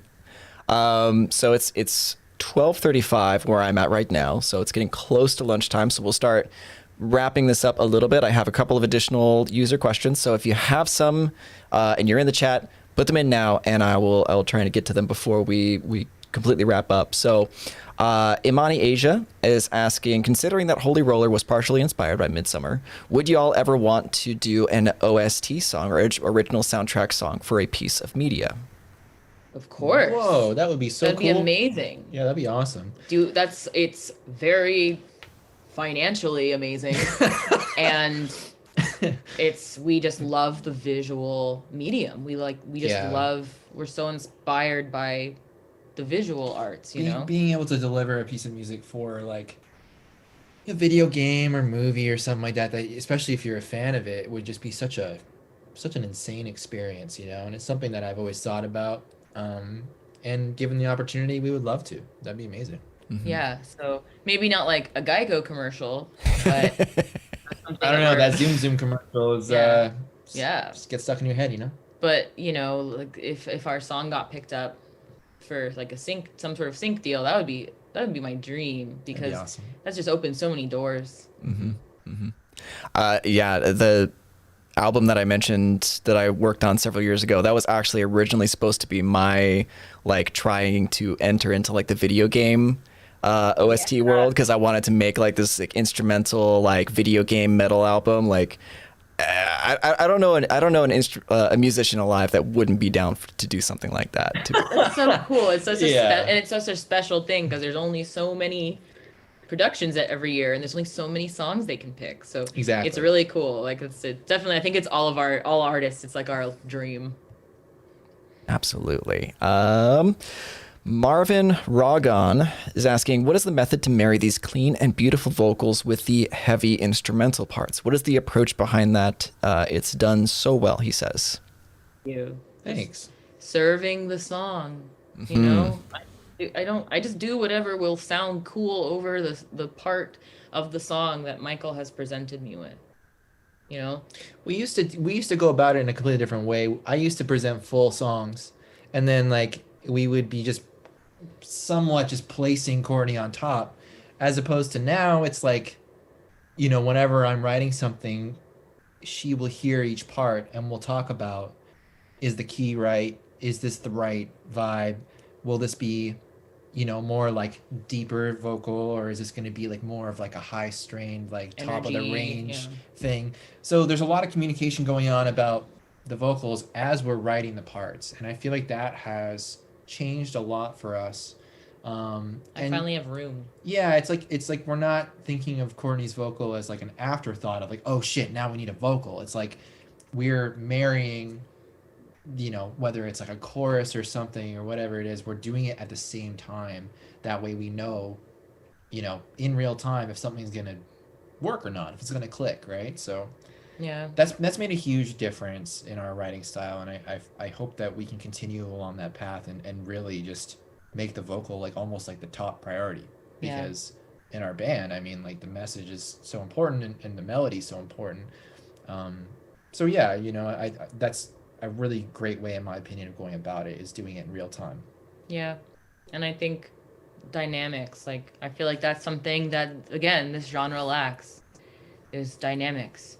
It's like if everything's at an 11 the whole time, cranked like vocally screaming and then like freaking like vocal fry, really hard, high up, harsh singing chorus, just the energy is just up here like there's nowhere to go but down. So I like dynamic. I like to have breathing room in the songs for sure. It resonates with me more. Yeah, no, that's a great way to put it, is writing to the composition rather than the other way around. I think that's great. Federico is asking, Mike, why did you decide to not use your Aristides for Constance? I believe that was a Balaguer guitar. Yeah, I got a Balaguer Jazzmaster, Those and look sick. Like, yeah, it's their growler model, but yeah, I love it, man. It's just give it a look. It's yeah, back there. yeah, yeah, yeah. At the end of the day, it's like we play in such a low tuning, and like F sharp on a seven, drop F sharp on a seven string is just kind of ridiculous. And the Aristides held tuning really well, but at the end of the day, like I just kept on hearing about Evertune, and I never even got to try one. But I look at the guys like North Lane and stuff like that, and it just must be such a joy to be playing an F or E or whatever, and like literally anytime you pick up the guitar, it's just in perfect tuning. Like I Yes. can't even tell you the amount of time that's spent recording these songs, and you're just sitting there being like, oh, sharp, flat, sharp, tune, tune. So Like monotonous. one song in particular that comes to mind is like when we were first starting, we were recording our song "The Beauty of Suffering," and like, man, the song is like not easy to play, but definitely spent more time tuning than actually tracking, because it's just stupid and it's low. So, anyways, long story short, I really wanted an Evertune build, and I had tried Balaguer at NAMM, the last NAMM that I went to, which I believe was, what was it, 2018. 2018? Mhm. And I love traditional shapes. I love classic guitars with a modern twist, and it just made sense. And the communication was great. It took like 4 months to make or whatever, and I love it. It's great. It's a great guitar. Um, but it's just nice to have the Evertune and just not worry about it, and just have it be in perfect tuning, and it's incredible. It's honestly kind of feels like cheating. I'm not gonna lie. That It's live weird. stream that we did we did like a live concert thing for Sirius XM Liquid Metal, and like people are gonna think that your guitar is edited to shit. Because it the sounds note so doesn't good. waver. You know what I mean? Like it's like hit it as hard as you can, and like of course that will change the sound a little bit, but from a practical aspect, it's like sometimes I'm approaching playing these songs and I'm like, oh, I'm a little out, so I should go a bit light on the bottom string to compensate before I can have a break in tune and make sure that I'm good. Yeah. And it's just like damn, man, it's wild. Like the thing does not waver. You don't get that kind of like sharp. Now you're back in. It's just like Yeah. you're in. the Michael will be whole able to time. actually focus on playing now. Like Yeah. when you watch our live show of ours, it's literally just Michael will let a note, like a delay part, like he'll make it ring out so that he can. It's just still going, and then he's quickly like trying to tune his guitar the whole time. Like the whole time he's just going like. It's part of just being obsessive, and like there's also the other factor of when you are tuning, you're cutting your signal. So when the quiet parts, if there's a break or whatever, there's no possible way of a note kind of being like, "Brr," Yeah. while she's like trying to do a one liner or whatever. He's the poor guy that had to get so creative about it. But yeah, long story short, I just love the Evertune, and I just wanted a tool to be able to, make the product move along faster, and yeah, I love it. It's great. I'm sold. No, I definitely need some Evertunes in my workflow, because yeah, like you said, it's like having to think about like, okay, well this is in tune, but this is gonna go flat if it does this. I need to like compensate for this, and what if I adjust the intonation a little bit here, and trying to think of these elements so much actually takes you out of the experience of just even writing or creating music. Dude, it's crazy. I mean, like doing any lead work or any clean stuff past the 12th fret, usually you're like, my G's out. Like, the intonation's whack. Like, I'm all sharp here. I'm going to have to approach this differently. Or we're going to have to just record that one note and then do the other one separate. No, man. Like, with this thing, it's just like, it's always good. And you do it once and it memorizes the pressure. Like, it memorizes, like, you see the claw on the back of it. It obviously makes it weigh a little bit more, but like, it knows exactly where it is, and anytime you change strings, it just goes right back to where it was. And of course, the downside is that like changing tunings is a bitch, but I'll take that over like obsessively going through and being so crazy about tuning any day, man. It's really cool. But that's the nice thing about not being tied down to a specific company and you have to play this or that. You can, you just play what you want. There's so many different tools you can use, and we're just really lucky. Michael's just worked with a lot of really awesome guitar companies who have been super helpful to him. So it's not like if you see Michael playing one guitar, it doesn't mean that he's like, fuck all the other guitars. It's just, different tools for different jobs. We're still having to purchase the guitars. So we're going to purchase whatever we would like to purchase. Yeah. No, that's fair. And I think that is a good point to like earmark a little bit, is that like when you see an artist playing a guitar, just because they go to another guitar doesn't mean that he's like abandoned the previous ones. Like he's probably still got the Aristides on his wall and probably still uses it, but this Balaguer is also really nice. Yeah, exactly. Yeah, the Aristides is just on the bed right now. I had to move it to sit in the chair. It's a great guitar. Exactly. Awesome. Let's see. Are there Chucky Bear is asking, are there any artists that you've discovered in the past year that have particularly grabbed your attention? Or I'll expand, are any artists that you feel deserve more attention than they're getting currently? Oh, so many.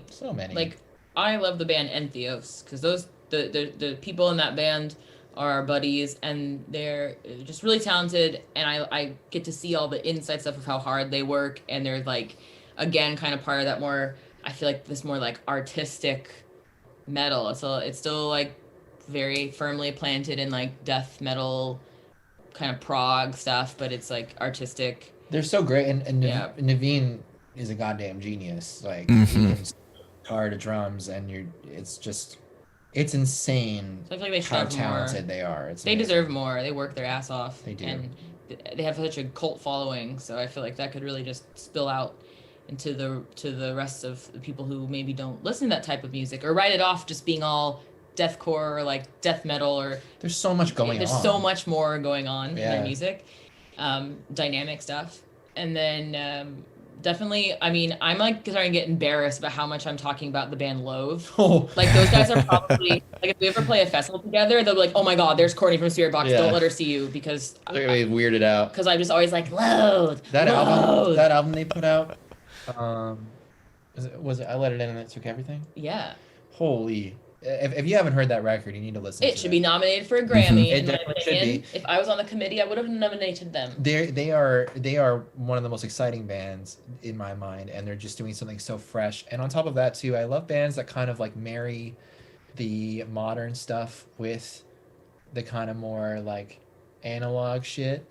And I love seeing like a band using baritone Fender Jazz Masters that are like the hybrid bass guitars So cool. with modern digital amps and mixing it all up, and their live show is so tight, and it's like, they're doing the full on sample click thing and everything, and it's great. It's an incredible display of like, an older style meeting modern stuff. And it's also another band that they could put out a ballad, or they could put out something that's like really synth heavy and singing, and then the next track is just the heaviest thing you've heard in a very long time, and it's very unique sounding too. So that's a band definitely, that I would say that you need to listen to, and that they do have a big following, but like they should be much, like I would love to see them become huge. That would be amazing. They're a great band. That's awesome. I'm actually really excited. I have George Lever, who worked on their album. He's coming on the Q&A next week, so that's going to be really exciting. That's awesome. Yeah. Our producer's a really big fan of him. Mm-hmm. Awesome. Well, cool. So I think that sort of wraps up the users' questions. I think there's some more, but I have other things I need to take care of today, so we'll just kind of wrap this up. So, Courtney and Mike, are there any last thoughts or things that you would like to tell the chat, specifically those who maybe wanted to do their own music during this time of the COVID-19 2020 mess? Yeah.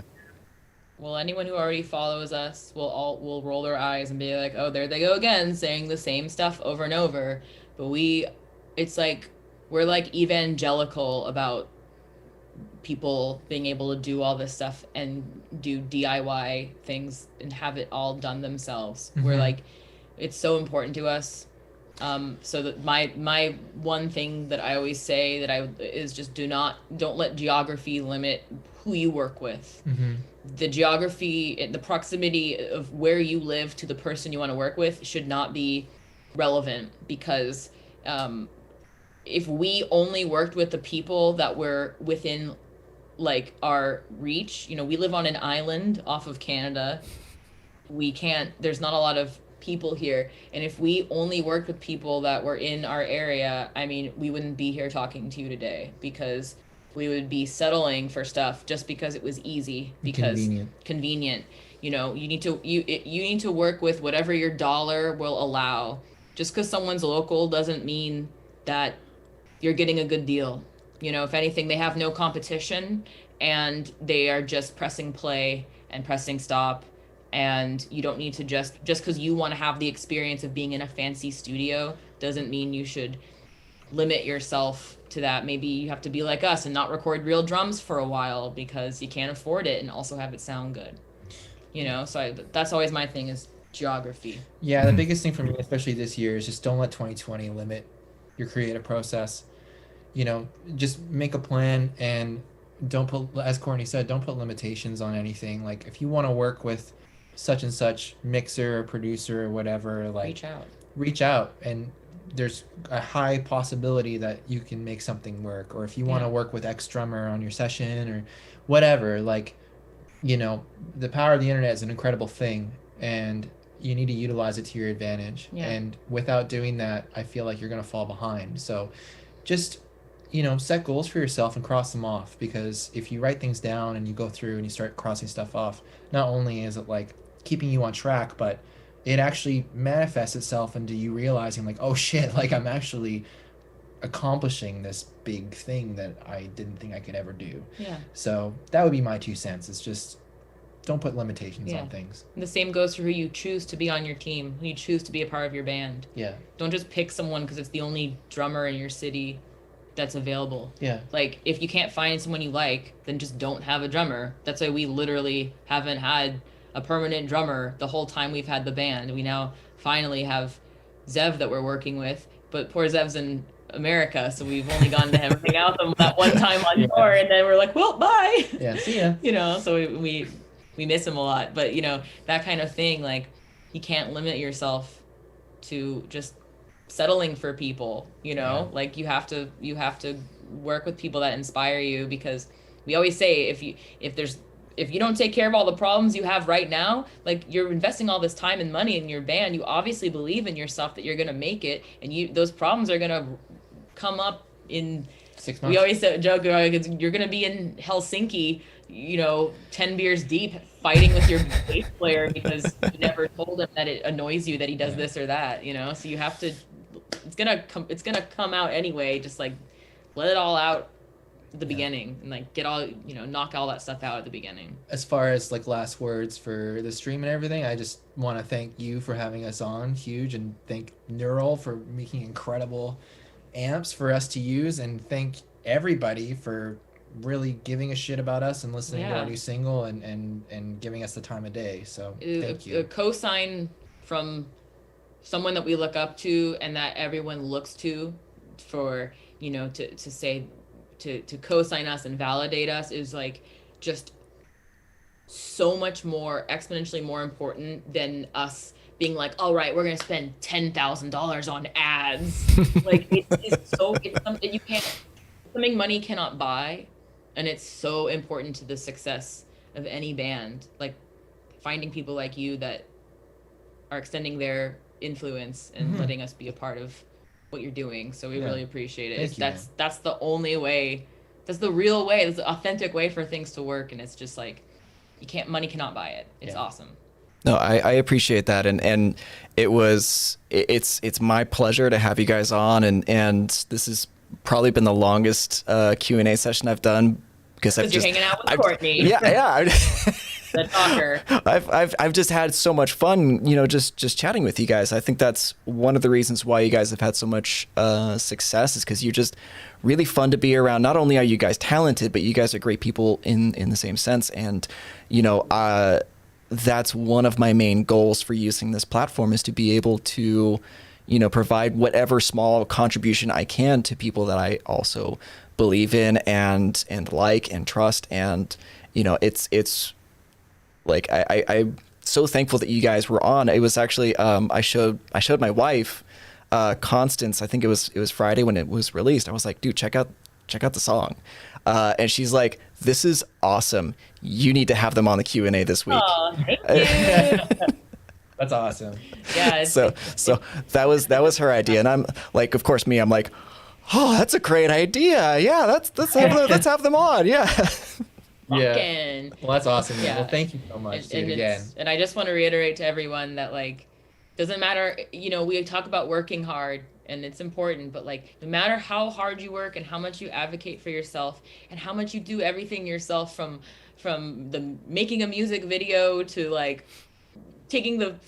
editing the photo for your album cover. It's Michael's freaking hand on our like EP, like it's just him holding flowers as the album cover, and all that stuff of working on that thing. It doesn't, no matter what though, your success is always because of all the other people that have opened the door for you. Like there's never truly ever doing anything by yourself, and you have to just look to all those people who are, if you have a connection, you resonate with each other. It's like that's like the only way any of these artists exist, literally. Yep. So it's like you're always going to look back on all these nice people that are like you, that it validates us, it makes us feel like, okay, this guy, we respect what he does, and he likes us, and that's great. No, and I definitely appreciate that. So awesome. We'll go ahead and wrap things up. If you guys in the chat have not, by some freak reason, not checked out Constance, please go to whatever platform you prefer and check out Constance. Courtney, Mike, where can people find you and your music? Yeah, we're in all the usual spots. We're on Instagram. Spiritboxband.com. You can go to our website, Facebook, YouTube channel, subscribe there, and Spotify. So we're pretty active, so you have fun interacting with us on there. Yeah. Beautiful. Beautiful. And with that, we'll go ahead and call this a day. Thank you all so much. Thank you, Courtney and Mike, again. And we'll see you all in that next one. Sounds Bye, good. everyone. Bye, everybody. See you soon.